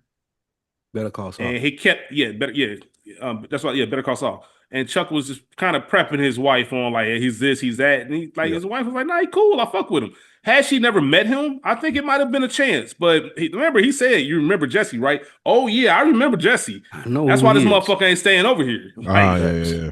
And she came out, and what's even more, Double down. what would have pissed me off, or would have really pissed me off, y'all can have a little conversation, but don't come out here and grab your kid like I'm some fucking pervert. Bruh, You know what I'm that saying? Come and Hey, grab but your look, kid like I'm gonna do something. What legs do you have to stand on? You a random right. ass nigga that came and tried to stay at my house You're right. for 2 or 3, like you have no legs to stand on. Yeah, I'm coming out here and like I get the wife's I get actions. it. I get it. I'm just saying, 1,000,000%. if it was me and I know I ain't on that, like, bro, don't play me like that. You gonna be Tell me to get offended, out. but like I get it. What she's saying. Oh man. Yeah. Yeah, whole fucked up situation all the way around. Mo, you got anything else to add to that? Like I said, I just been on both sides. Like Oh yeah, you say you've been on both I've sides. been on both sides for sure. I Mm. guess I'll save that for another episode. Yeah, man. Maybe for another time. Shout out to you, man. Shout out to that. Jesse obviously can't stay. He plays it off though. I will say that Jesse could have easily been pissy about it. Man, you promised you I could stay. Okay, then bet, man. It's all good. I got plenty of people to call. I'll catch you, P. You the one that's got to live with the in-laws, even though Jesse knew that was bullshit. Mhm. But Jesse's making phone calls, trying to call everybody in his mental Rolodex to see where he can stay. He been pleading like, "Yo, what if it ain't for 3 nights and it's just tonight?" This is Like, scary. I'm that down bad. I need somewhere to stay, bro. I don't have anywhere. Like I really need to go. And on top of that, I don't got to find a place. I don't find a place to stay. And I turn the corner. My moped's been stolen. Jesus My Christ. moped's been stolen, man. I'm having a rough go at it. Mhm. He goes to Clovis's tow yard and breaks in so he can sleep in the RV, but not before falling through a porta potty. And he cried. One of the most sad. I ain't gonna hold you, man. I don't know if anybody been there, man. Just crying yourself to sleep. Like my shit's so fucked up right now. Like I had to break into my own shit, and I gotta cry myself to sleep. That's how fucked up And it is right I now. smell like shit. Mm-hmm. Like I ain't got nowhere to go. Like, bruh. Yeah, and just a quick fact before I ask y'all thoughts on this scene. I know it's not a big one, but big scene. But this was supposed to be a dog that bit Jesse in that yard. So they were gonna have a dog that bit Jesse as he tried to break in, but the cost of like getting the dog and the training crew and having them all on set was too expensive. So they changed it to a porta potty. But they always knew they wanted to make sure we emphasize the point that Jesse going through it. Like my nigga can't catch a break. What do y'all think about him going into looking for somewhere to live, having his moped stolen, and having to break into the tow yard so he can sleep into the RV? This is a scary thought just to think that, like, bro, you don't have anybody where you could stay. Like, because it's like, eventually nightfall is coming. You're not even thinking about what am I going to eat. You're just like, where am I going to stay? And like, you're running out of options quick. Like, if anybody's ever been in a position where you needed to borrow some money or you was like really in a crunch and you're like, bruh, I don't know where I'm going to get it from. And now I have to start making phone calls. And then you're like, bro, I got nobody else to call. And it's like, and now you get in a position like, okay, now you got to accept the realization that this is what's going to happen. That feeling for Jesse, like, I mean, again, he found an RV, which was a good idea for the situation he was in, but golly, that was tough. That was really tough. It was. Agreed. They did a really good job of setting this up and making you feel where Jesse was at. Like this nigga down bottom. I gotta sneak into the junkyard. Not to mention the stuff that you said, but even climbing over the barbed wire fence. He ain't even having no good way over that. Like this nigga getting stuck on the fence and shit. Like he had this is an absolute low for him. And I think this series did a really good job of explaining that to us in the sense of like he ain't got nobody. So if you wonder why he gravitates to Walter White like he does, this is the reason why. Walter's really the only person that gives him presence, allowing him to cook with a genius like this. Like he looking at Walter like, nigga, I've been putting chili powder in my meth formula. You cooking a blue crystal that's the purest of them all. Like the reason that he does the things that he do for Walt throughout the series really stems from this episode in the sense of you see that Jesse ain't got nobody. There's no one other than Walt who can manipulate him and get him to do all the things that he wanted him to do in his life. And this episode did a really, really good job of framing that. And it led for throughout the series to where if you're a viewer and you're watching this and you're wondering why Jesse is continuing to stick with Walt, it's because of stuff like this. He don't got nobody else. Nigga, I gotta jump over the fence of a junkyard, fall through a porta potty, sleep in a RV. And that's all. That's the only thing that I could figure out because I don't got no parents, I don't got no friends, I don't got no girl, I ain't got nothing. Mhm. So this episode is one of the key episodes. I feel like it's a pillar episode in us understanding why Jesse put up with Walt so much. Well, you know what? That's a very great point. Very well said. I want to continue that conversation later in the episode because I think things could have changed, and I want to get y'all thoughts on that. And it kind of ties into what you just said, Spike Lou. So that's a very good point. I know Mo, you said what you had to say about it, so we'll move on to the next scene. Skylar, Skylar leaves the house again, going out, and at this time, you see what the look on Walt's face. Like, hey man, ain't gonna be too much more of this shit. Yeah, now This you shit playing gonna with come me. to a head soon. Now you playing with me. You You playing feel with me? me, bro. Like I played the You guilty role because I know I was on some bullshit, but yeah, like this is flat out disrespect at this point. yeah, yeah. At Yeah, I'm this point, it is. disrespecting you. All right, y'all, buckle up, buckle up. No pun Young intended. Flynn. Yeah, no pun intended. So Walter's obviously frustrated by what's going on with Skylar. And you know what? Looks at Walt Jr. and say, you know what? Let's do something fun. And his version of fun was to take Walt Jr. driving. And surprisingly, Walt isn't the best at it. Walt Jr. is not the best at driving. I know that's a shocker to a lot of you out there. But we also found out another little slight that Walt probably got is that Lewis has been helping Flynn drive, which I'm sure, as his father, Walt Sr. was like, damn, like, why you ain't ask me? Why you ain't get me out the shower? Right. You know what I mean? Like, I'm your dad. I take pride in, I thought about this day before you were even born, like being able to teach you how to drive and stuff. And now you telling me Lewis, the kid that doesn't have enough decency to knock on the door, is out here trying to show you stuff. And when I'm doing it, it's too much pressure. You know, Walt's, and I feel Walt. Walt is teaching him a lesson. Like, don't put limits on yourself in this life. You know, you can't be driving with both feet. Which Walt Jr. does say, man, hey man, Hey, bro, my legs don't work like My that, legs don't bro. work that way. That was a legit response, though. That was though. I get that. Yeah, That that's was why legit. I said I don't want to laugh, but I feel him. Like, hey, I bro, did. Yeah, I I feel actually it. felt him on that though. It was like, One of the bro, few moments in this series that I feel Walt Jr. been like, bro, my legs don't work like yours, bro. Yeah, I'm fucked up out here. That was I'm fucked reasonable. up out here. yeah, that man. was. It was. And that leads to Walt Jr. running into safety barrels. What do we think about this scene? As Walt is trying to find some bonding time with Walt Jr. while Skylar's out, and also just the dynamic with his family just isn't working, no matter what he does. See, I think this scene right here is the brilliance that Vince Gilligan brings to storytelling in TV. And why I say that is him trying to drive with two legs and telling Walt, it's better for me this way because I'm disabled, and Walt not listening and wanting him to do it this way goes back to the scene in the convenience store when he was telling Jesse, oh no, I leave first. Walt has this thing in his mind. You've said it, Mo. You said it, Rich. I'm the smartest person in the room. There is no reason for you to be driving with 2 feet because I don't drive with 2 feet and I'm smart. There's no reason for you to leave this convenience store before me because I'm the person that set the meeting. I'm the person that asked you to come here. I'm smart. You don't leave first.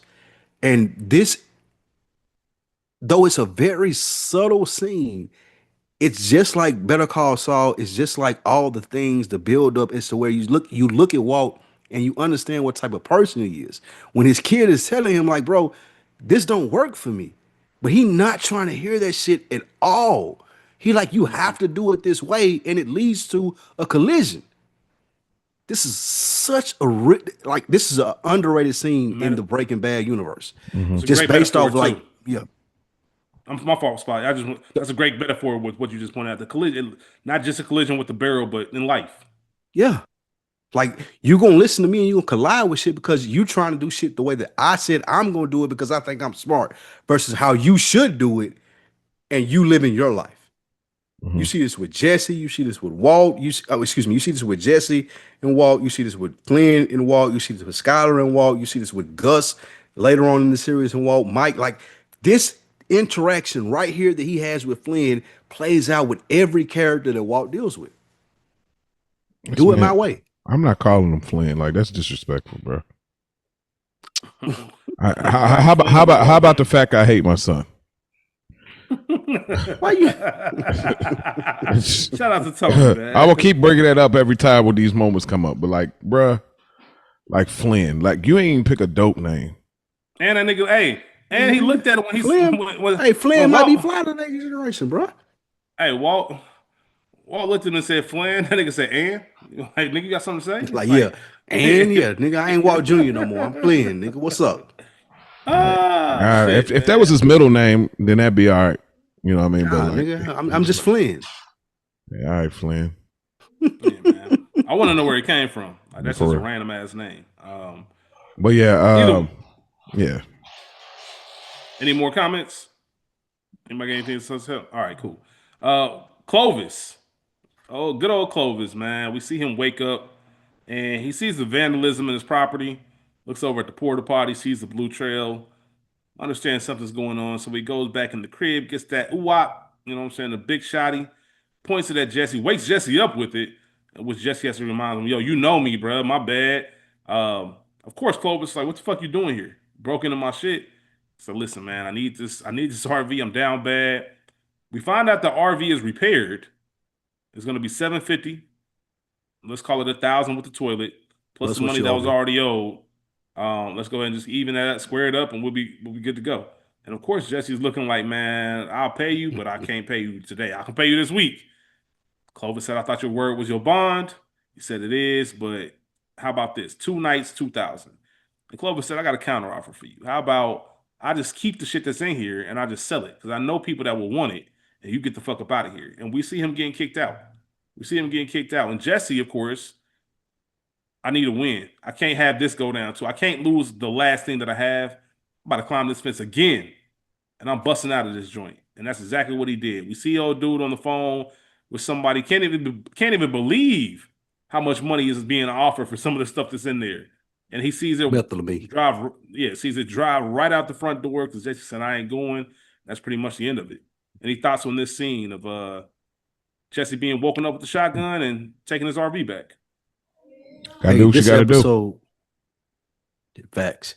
This episode was a masterclass in I get both sides. I get Jesse in this, and I get my boy that own a junkyard. Like, bro, like I ain't trying to hear none of that shit. Like, to me, you just like a meth head, and you got this RV and you cook meth. I don't give a fuck about none of that. I'm gonna sell everything in here. You ain't got nowhere to sleep. Ain't no way I'm gonna get my $1,200 that you owe me. Like, nigga, get the fuck away from me. Get away from me. I already got the RV, bro. I ain't got to do nothing with you. I'm just gonna sell the shit that's on there. Like, you owe me money, and it's my shit. It's on my property. But I also get the desperation of Jesse too, and being like, nah, I can't go out like that. This is my shit. I work for that. We broke into this place for it. I'm gonna sneak back in. I'm gonna do everything. Like, this was a great example in this episode of so many scenes where we say, I feel Jesse, I feel Walt, I feel Skylar, I feel Walt, I feel this dude right here that owned the tow yard, but I feel Jesse, I feel the parents, but I feel Jesse. This is a great bookmark in this series in the sense of you being like, what's the right and wrong here? Put some respect on Clovis's name, man. Clovis, man. Big Clovis. Clovis. I don't know why I just thought of this. I don't know why I just thought yeah, fuck Clovis. I don't know why I just thought of this, man. It made me think of that episode of Punk'd with Kanye. When they try to act like he couldn't film that video, and that nigga walked back in and snatched his shit back. Like, y'all ain't nigga, it's mine. Like, that's what Jesse was on. Like, bro, y'all not taking my shit. I don't care what y'all don't care what y'all say. Like, this is the last thing I got, bro. I'll be damned. You gonna have to shoot me. Cause if you shoot me, who cares? It might be better off that way. But I ain't going out like this. And shout out to Jesse for sticking up for himself and getting himself out that situation. Mo, you got any thoughts on the scene? Nah, I think nah. Okay, pretty simple scene. I know we'll probably have thoughts on this one. It is a much needed conversation between Walt and Skylar. They're having a conversation in the living room, and at first glance, looks like it's the most sincere that Walt has been since everything started with him being involved in the meth business. He apologized to Skylar for his desire for privacy, his emotional unavailability, acknowledges he hasn't been a good partner. Similar to earlier in the episode, it looks like it's working. You know, she appreciates the fact that he's being sincere. He's got the little eyes watering up. He's doing it. He's practices. You can tell. You know, he's put all the game on. They connect hands. Lets Skylar know that he loves her. He loves his family. He doesn't want to lose connection. And that's until Skylar asks if that's it. The way this nigga snatched his hand What back. else? And what Hey, else? the way that nigga snatched his hand back after she asked if that's it, he wants to know what she's angry about, which I can, to Spike's point, I understand that. Like, yo, you walking around here angry, and here's a fucked up thing. Walt knows he wants her to say it. He wants you to. I want you to tell me what you think it is I got going on. And I feel Skylar at the same time. It's like, hey, what's the difference? Are you gonna tell me? It's just gonna be more bullshit. Like you want me to talk, or you want to talk, but everything you say is bullshit. It's never real. It's never true. It's never anything that I can really grasp onto. Are you having an affair? No, I'm not having an affair. You know, pretty much on some of that. Every time I say something, you're scoffing at it. She says that he has to tell you, like Skylar pretty much says, at this point, you have to tell me what's going on right now, today, at this moment. Right. Like, fuck all the games, fuck all the bullshit. Tell me what is going on. Otherwise, there will be contact lost. Mm-hmm. I'm telling you right now, you will lose your family if you don't let me in on whatever secret it is that you have. She's giving him an out. And Walt still looks at her dead in her face and says, I don't know what you're talking about. I have no idea what you're talking about. And of course, she can't believe it. I want to ask both of you brothers something. What happens right now if Walt is just honest and says, I've been making meth to support our family for when I die? Of course, he's going to say it in a very Walt way, which sounds a little bit more elegant, or not, depending on how you view Walt. What happens if Walt really looks at her and tells her that? What's her response? Does she believe him? Is she sympathetic? Is she calling Hank? And what is she doing? Yeah, you don't tell her you're selling meth. You tell her what you Okay. told the doctor in confidence. You just got to figure. You got to figure out. You got to This because nigga Mo a professional, bro. because You're what? a good liar. Whoa, hey, You're a good liar. I ain't never This been, nigga never a been. good liar. No, I'm saying because again, like it's like it takes you away from the scene, so to speak. It's like I already told you, like, oh, that was a ringtone for my alarm. You're still thinking it's that. I'm going to leave that there, and then it's like, okay, you're right. I haven't been telling the truth. I didn't really lose my mind. I ain't gonna hold you. I'm sorry, Mo. Pull your phone out. Let me hear the ring. Let me hear the ringer. Let me hear your alarm. Set an alarm for 1 minute from right now. I want to hear that motherfucker. It better sound like your. Nah. I'd have shut that, man. Anyways, my bad, Mo. Keep Yeah. I mean, shoot, he should have already had that. By the time he came up with that alarm lie, That should have been played out. He should have already I had got the that. yeah, I got that queued up for you. If Matter of that's fact- all you want. matter of fact- that's all you want. Oh, cool. Oh shit! I just thought about Don't this. I sound just like- thought about Don't this. this sound like the ringtone? Yeah. No, that's not. You don't even do it like that. That's how you play it. You actually are. You're intentionally around Skylar, and you set that alarm Mhm. For it to towards go the off. sounds like your ringer. Like, Yeah. don't even bring it up. Don't even bring it up Child's in the play. kitchen like you did. Like, oh, you know, I've been Facts. thinking about that. You let it do. Oh shit, my alarm's going off. Facts. Facts. That's what you do. Sound just like the ringer that had Bruh. what you thought the other day when I had a call, right? Long Oh, okay, long cool. ass, because this is the 2000s. Because it could have been two different phones. He had a burner phone. So long as one phone carries that tone, that's the tricky part. Hey, look, you just got to get something similar. It don't Mhm. don't have to be the exact same thing. All I need is the exact same, like anything that sounds similar. I'm gonna be able to flip that if I'm Walt, because I'm a real nigga. Be like, look, this is what you heard, and she gonna start questioning in her mind. That might have been what I heard, Yeah. because she want to believe in me so much. Yeah. The memory's So, crazy. Yeah, so. that's a good point. That's a good point, Rich. You can finesse that. But I'm definitely like the host. Like, all right, you fine. I didn't lose my mind. That's why they couldn't find anything. And tell her what you told the doctor. That's a good point, Mo. That's it. That's a great point. Very interesting. I agree with Mo. I think that that's the route that he should have went. Him trying to double down and feel like, as we've said throughout the whatever episodes that we've done in this podcast, Walt think he's the smartest person in the room, so I'm not going to admit to defeat, and I'm still trying to explain this away, and that was to his detriment. Skylar may not be the smartest person in the room, but she has it. She's emotionally connected to him in a way that he's not emotionally connected to her. That's the problem with their relationship. Like he don't the emotional connection that she has to him, and she get when you off. Like women will tell you, like nigga, I know you. I know your schedule.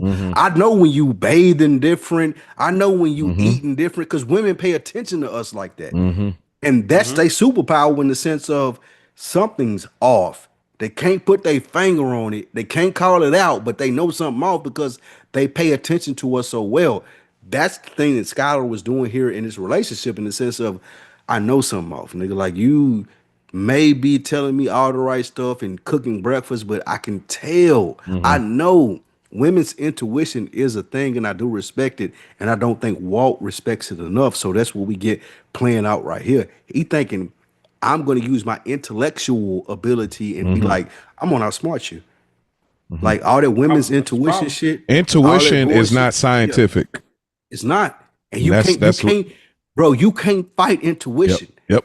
You, That's a bar, Mo. Mo, me, like we've been in relationships where what a woman has come to you and been like, I was feeling this, and you know she ain't got no balls for it, but you be like, damn, bitch, how the fuck you know that? How you know that? We all done been there. And that's real what shit. Skylar doing right here. You be like, bro, like, what are you talking about? And all the time you trying to act like you shocked, you surprised, you don't know what she's talking about, but in the back of your mind, you like, damn, she got me. Yeah.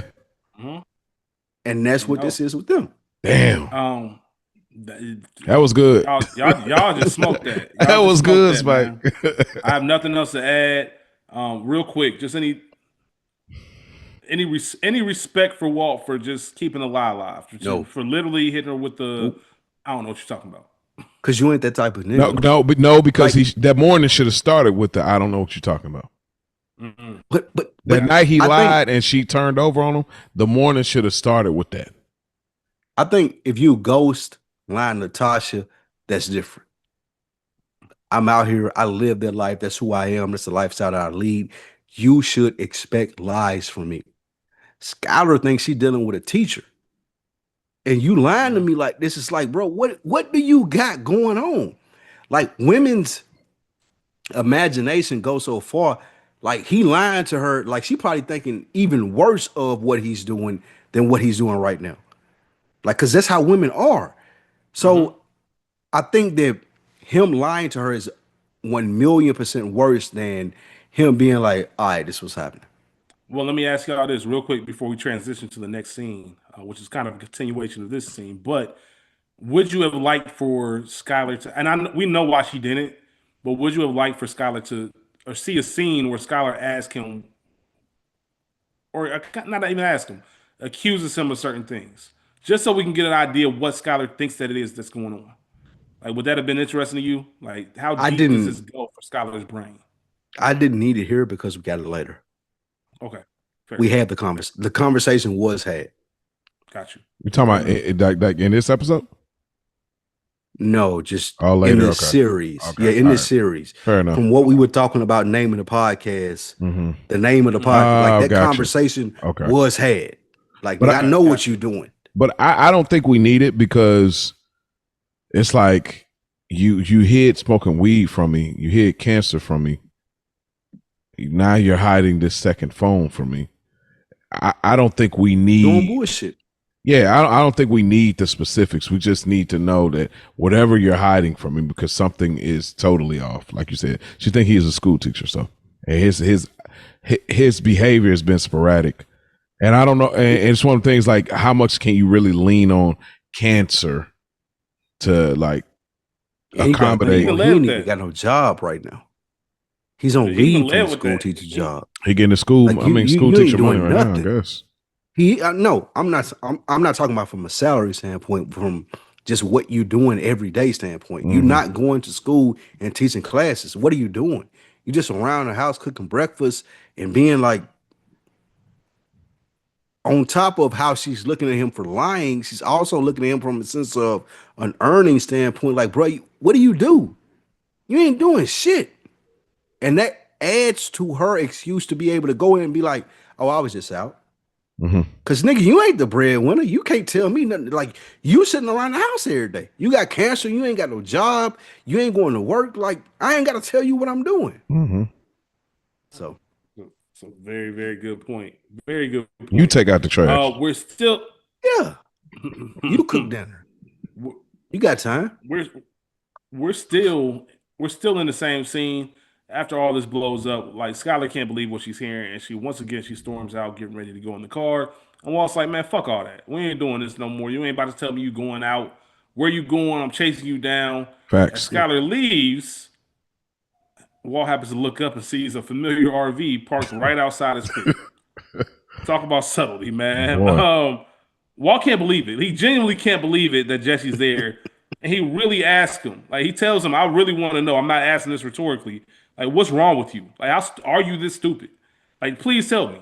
I need to know. Because what the fuck do you got going on? You got an RV full of meth equipment. Like, outside of my house. We're already connected. People know we know each other, man. You're in a residential neighborhood, bro. Yeah, he asked him if he's that stupid to come to his house. Walt is rightfully upset, but then Walt begins berating Jesse. Telling him he never learned how to think. Jesse tells him he was sorry. He just needs his bread. Like, once again, I'm leaving here with something, bro. At this point, if I'm Walt, I gotta understand. All right, this bread must be important. I mentioned Brock's Hill earlier. Everybody who's seen it knows the famous part. Like, hey, you got him out your life for $20, right? At some point, Walt's got to look at this like. Never got to talk to him again. He will never come approach you again because he owes you that $20. You good. You don't even like the kid. At some point, Walt's got to start thinking like, you know what? How much better or cheaper is this going to be for me to just pay this kid and get him the fuck out my hair? Like, just get him the fuck out my hair. So you got to start thinking that. But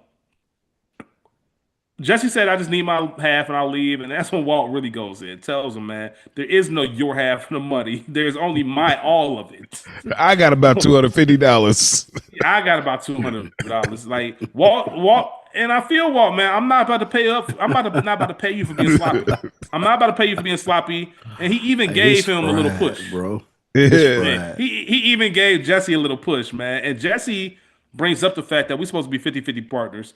And Walt questions. We finally getting it out. The same conversation that he should be having with his wife about being honest and letting it all out. Now it's coming out with Jesse. Projecting. 50-50 partners. The fuck is it that you do, Jesse? Like, I'll produce. I cook. All you do is cook. All you do is smoke. You a meth head. That's all the fuck you do, man. You're a drug addict. And you can see it. Once again, we talked about the expression acting with Anna Gunn earlier. The expression acting with Jesse is incredible because you can see it building up. You can see him reaching the boiling point, and it makes sense. Like, I've been kicked out the crib. I came for you for money. You gave me $600. I've been told I could lay my head somewhere for a couple of nights, only for that to be reneged. I had my moped stolen. I fell in the toilet. I cried myself to sleep. Had a shotgun pointed at me to wake up in the morning. And now I got my old fucking lame ass chemistry teacher in here calling me a junkie to my face. You know what? Fuck you. And ended up slamming that nigga's head into the thing and choking him out. Which I felt Jesse 100%. I actually cheered. Yeah. I actually cheered. I was happy. Walt needed that.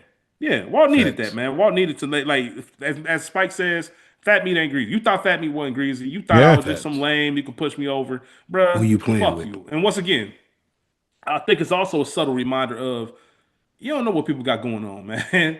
Like, somebody really might be at their limit. And here you are. I'm listening to my old lame ass, corny ass chemistry teacher tell me I ain't shit. Man, fuck you, man. Like, we about to get this shit popping. This man put the porta potty hands on him, bro. Yeah, Jesse pretty much that was our version of who the fuck you talking to? Yeah, like, who the fuck are you? That was his version of Charlie Murphy at the dinner table with his brother. Man, great. Like, bro, I don't care if you got cancer. I don't care. Yeah, I don't care if nothing else on your body move but your head, bro. I'll stomp that motherfucker out. Yeah, I don't like who you playing with, bro. That's where he was. Like, bro, I don't care. That's where he was with it. Yeah. But here's the question. Go ahead. I was just gonna say they did a great job to build it up to that, to have Jesse at that point. Mhm. Like, bro, like you got me fucked up. Facts. Like, not to the point where we gonna have a conversation where I'm gonna put hands on you, nigga. Yeah. Yeah. Like, stop Even- playing with me. Even if all that stuff I named off didn't happen this episode, the way he was talking to Jesse, bro, Yeah. who I'm the finna put fuck do hands you on you. think I am? I have to put hands on you. Telling bro. somebody you never learned how to think. You never learn how to Bruh. think. That is a would- crazy line. Where in the world do you have to learn how to think? What? Yeah. Here's a question I wanted to ask y'all as we're watching this. Jesse gets the upper hand on Walt. You know, Walt's getting choked out, whatever. He doesn't punch him because it ain't in Jesse. Mhm. But it does change Walt's tune, as we'll talk about as we go back into the house in the next scene. If Jesse's more stable, this can change the whole dynamics of this relationship moving forward. Yeah. That would have been dope. What you mean? Wait. What you mean? I'm the captain now. I'm the captain, but you've been little broing me since the first time we connected, right? Even this entire episode. Just take away everything else that we know about these two. This entire episode, you've been little broing me. You give me $600 when I know you got 60 grand at the crib. I'm telling you I'm fucked up and this all you got. You're not respecting the 50-50 partnership. You can't get up on me when I call. You telling me I leave first, you stay here. Like, bruh. All of that changed once I put hands on you and let you know this shit ain't games for me. Like, to the point where you're going back in the crib, you're getting me the money. We'll talk about that here soon in a second.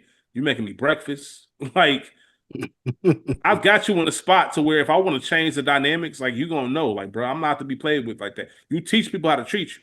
Jesse at that moment taught Walt what it was, and if Jesse was a little bit more stable, this really does turn into a 50-50 partnership. Yep. Interesting.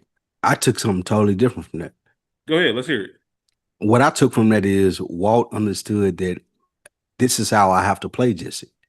I still have think the he upper played- hand, and I'm going to do the things that you're asking for now, but I know how emotionally vulnerable you are, and I'm going to continue to take advantage of it. Like, that's how I look. Because again, my view of Walt in this, in a couple times watching it through, is he's the villain. So Walt recognized in this sense that, like, oh, okay, physically, I probably won't be able to beat you, but I will be able to manipulate you emotionally to think that I'm on your side now. Walt did that several times throughout this series. This is one of the first of it. And he's looking at it like, okay, cool. I may have lost this fight, but what I'm going to do is concede. And that's going to give me more leverage in your world for you to respect me more, empathize with me more. And now when I need to make my next manipulation of you, it's going to be easy to do. That's how I looked at this from Walt. That's a great point. And real quick, I just want to mention, just feeding into that, the end of this scene is pretty much them going in the crib. I want to point out the fact that Walt does go to the event to get the money, but we see as he's splitting it up, there's an extra stack. Yep. I think this is very important just for character and just to, once again, continue to prove who Walt is. There's an extra stack of money. And Walt looks at it. You see him debating about what to do with it. The noble thing, of course, is to take that stack, split that in half, and put it to both things.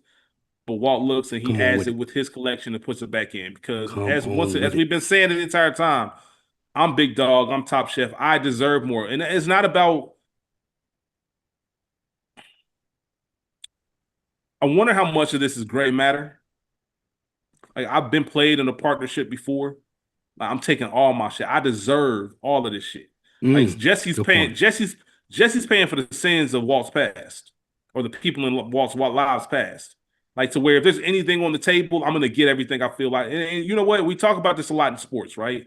So take the NBA for example, because their contract structure is probably the best for this conversation, where you talk about free agency and a player can re-sign with their team for, let's just say, $250 million, or they can sign a free agency deal for $210 million. And a lot of people look at it as, oh, well, that 40 million ain't gonna change your lifestyle. Well, you turned down 40 million then, right? That's still telling somebody to turn down $40 million, and most people just aren't gonna do that. They're not gonna do that, right? And I always think about that when I look at, or I think about that when I look at this Walt situation where, yes, I could do the right thing and give this part to Jesse. It's not going to change that much.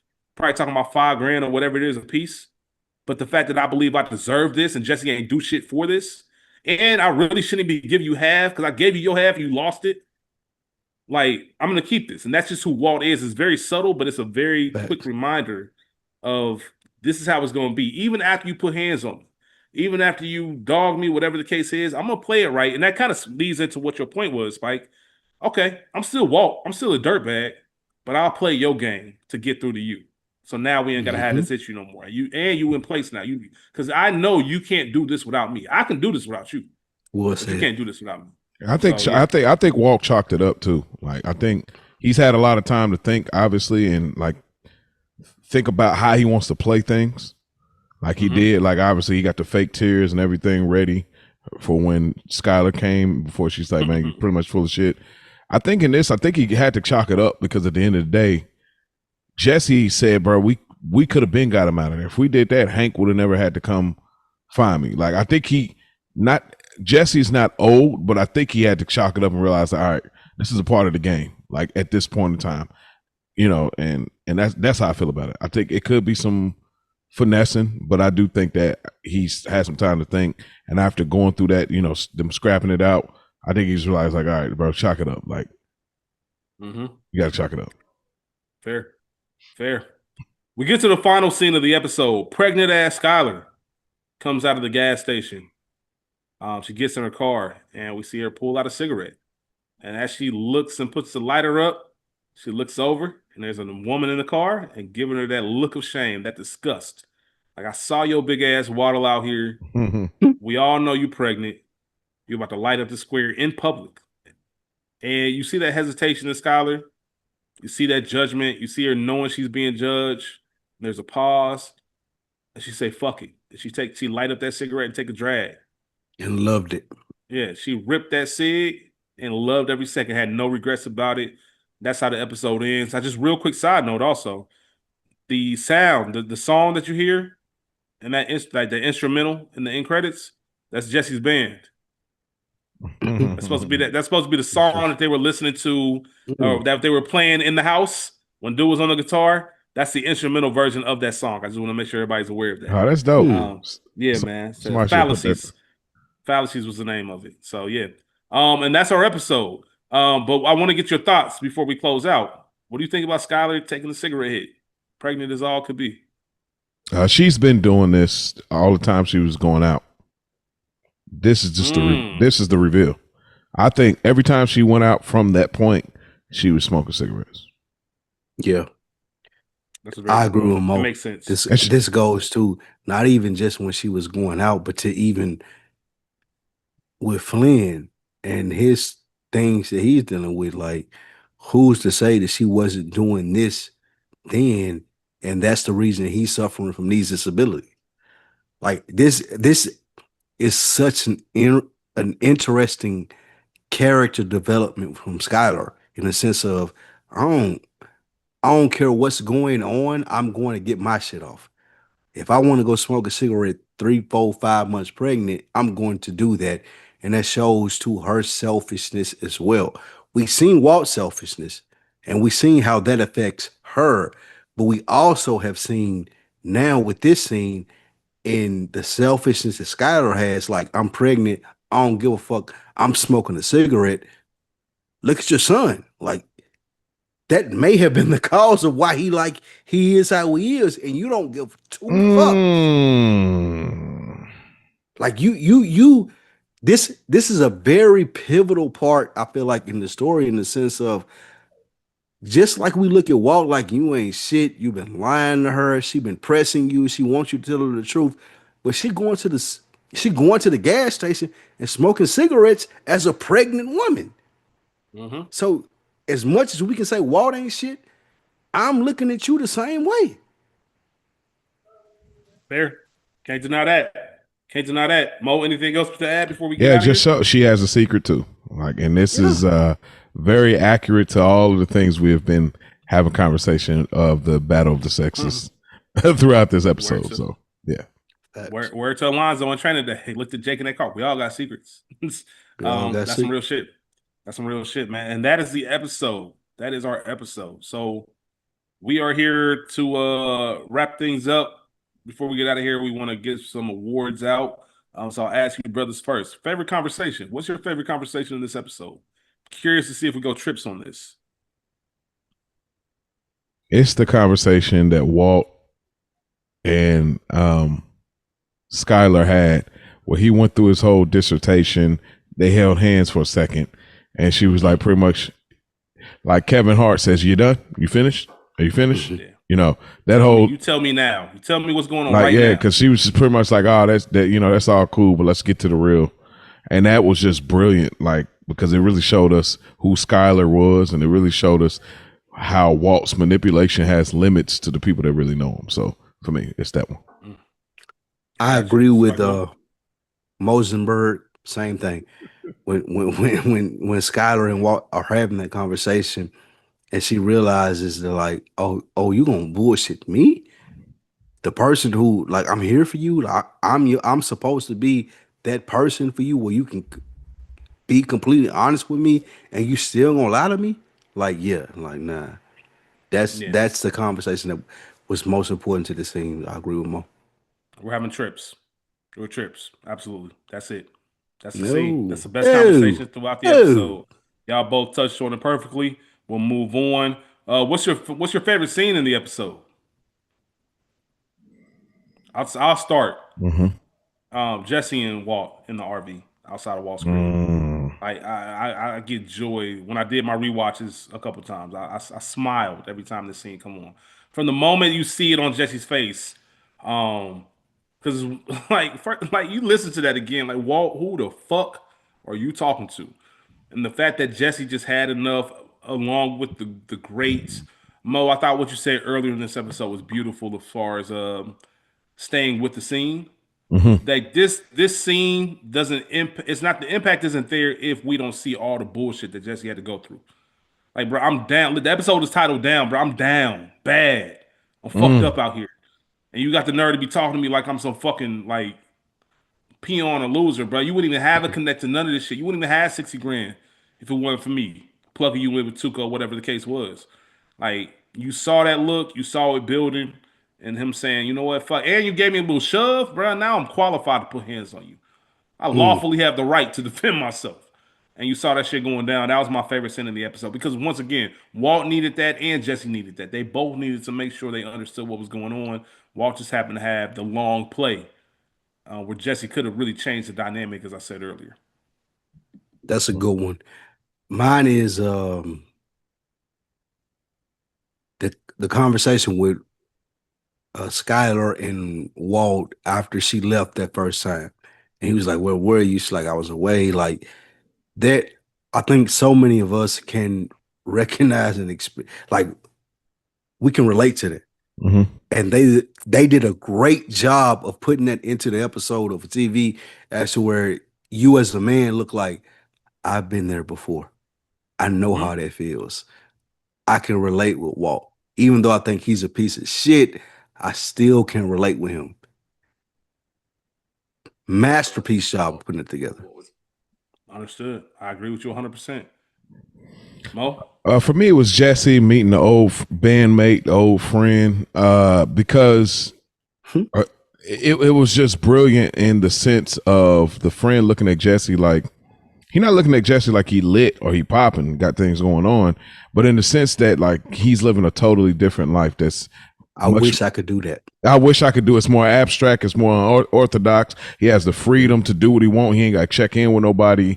You know, all of that thing. He's literally vicariously living through him in that moment. And Jesse's pouring it on. But then the subtlety and the brilliance of how Breaking Bad does this show, where they don't explain anything. We just get it.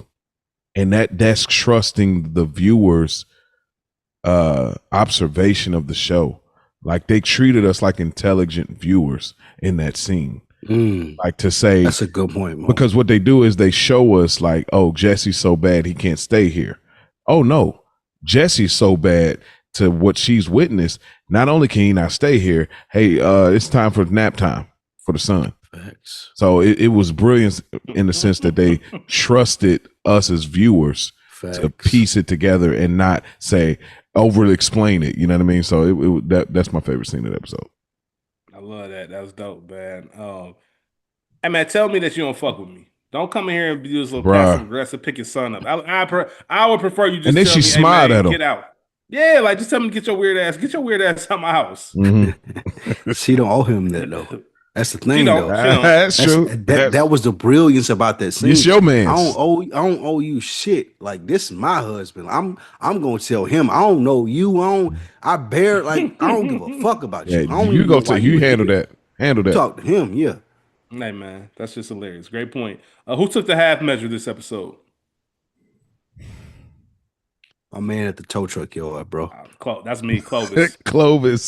Clovis. If it wasn't for Jesse getting that bread at the end, it might have been Jesse. That was the obvious choice. But Clovis at the half measure. I slick with a shot Jesse when I found him in that RV. And been like, oh, he was trespassing, bro. I don't know. He was attacking me. I had to shoot him. But like, ain't no way you pulling an RV outside of my lot.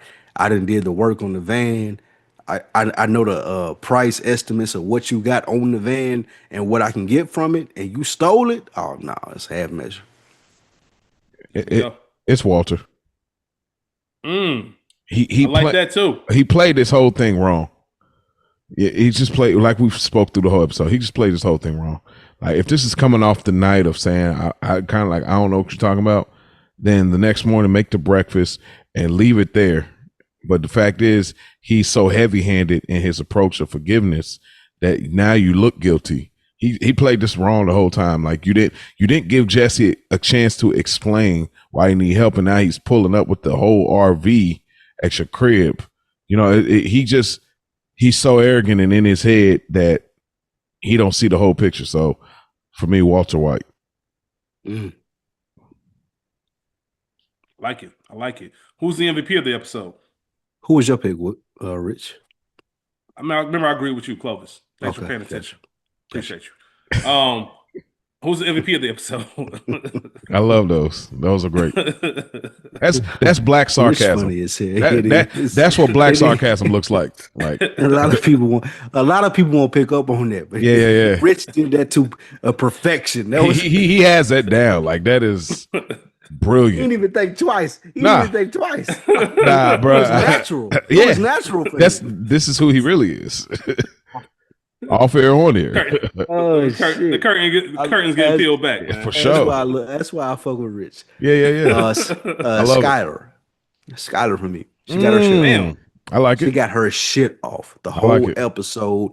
I got this nigga on eggshells. I got you on your like you can't fuck with what I'm doing right now because you so fucked up.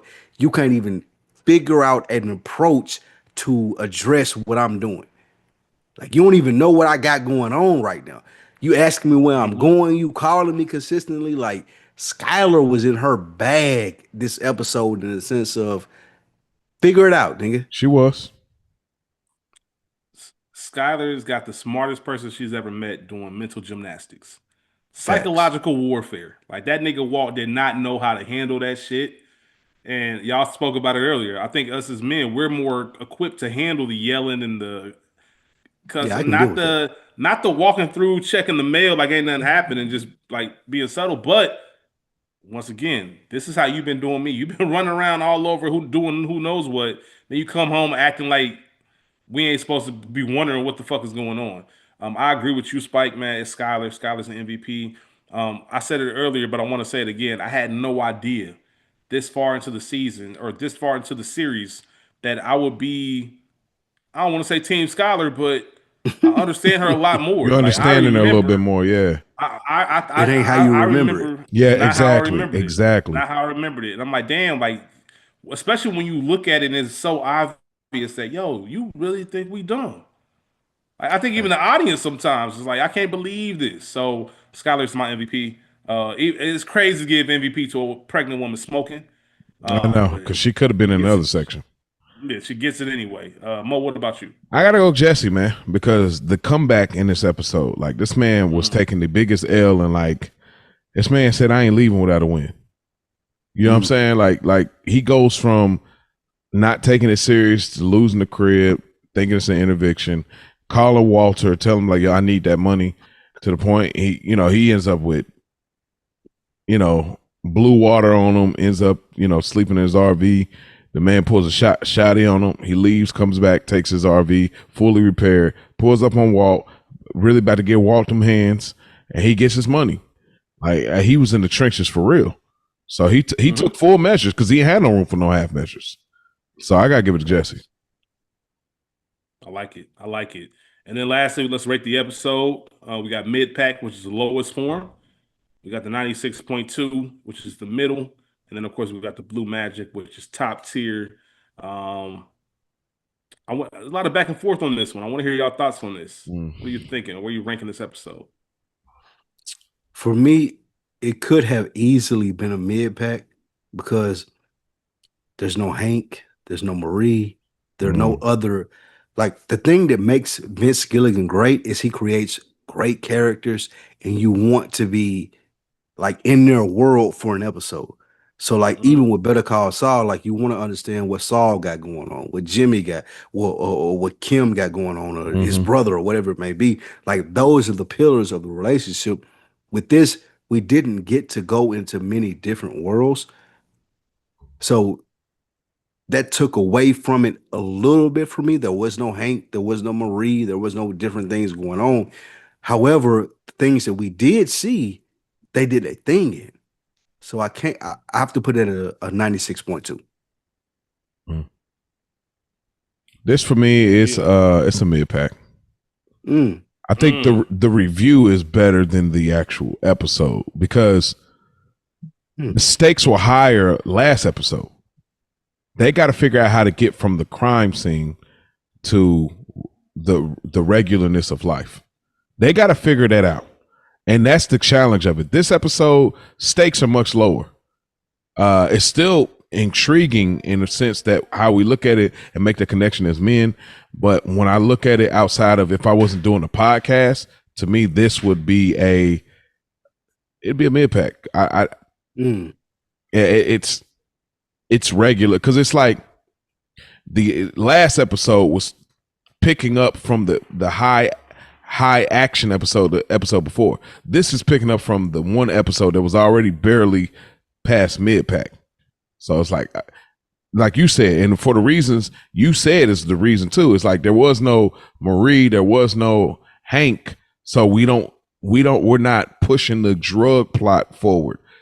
Because to me, that's the meat and potatoes of the show is the drug plot, and there's nothing connected to that in this episode. I'm at the 96 too. It's crazy. Me and Spike agreed on every single category. From best conversation to the rating of the show. It's actually a personal favorite of mine so far. As far as I like getting into the life portion of this, like take a break from the drugs part and all the action and all the other shit that's going on. Oh wow, you like that part of it? Excuse me. Yeah, we got real life shit going on that we got to address. Like I like it that because it had to be addressed. You can't ignore this shit. Facts. You can't ignore that I'm going all the time. If I'm out here leaving in the middle of the night, I go missing. I got second cell phones. I'm playing dumb. Like you had to address this. There has to have some kind of heart to the show. Otherwise, it does turn into a glorified drug show. It turns into an FX show, respectfully. True. Excuse me. FX makes great shows. Sons of Anarchy, Sons Snowfall. But this is premiere. We're talking about top 3, top 4, top 5 show of all time. And you have to have that balance in between. You have to work some shit out. And I think you said it perfectly, Mo. You have to trust your audience to be smart enough to understand that we're going to have episodes like this. So while I enjoy them working through the shit, seeing both of them be down and out, seeing Skylar play this beautifully, it's not the best, but I also can't put it at the worst because I think they really walked the line perfectly on that. And that's pretty much it.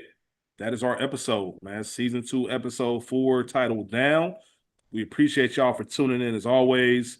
Thank you. Please remember, if you want to leave a comment, Acid Jacks told y'all motherfuckers, write in, keep that comment train going. Facts. Chemical reactions. But in all seriousness, man, we appreciate y'all. Instagram, no more half measures. NMHM _ Breaking Bad Pod. Gmail, or excuse me, the email address is no more half measures pod at gmail.com. Please hit us up if you have any comments, want to give your 2 cents. Not only will we read it, but if it's thought provoking, we will actually comment. If you have a question for us, you just want to say something that we mentioned, be more than welcome to join us. We appreciate y'all as always. We'll be back next week with episode 5. Until then, keep cooking.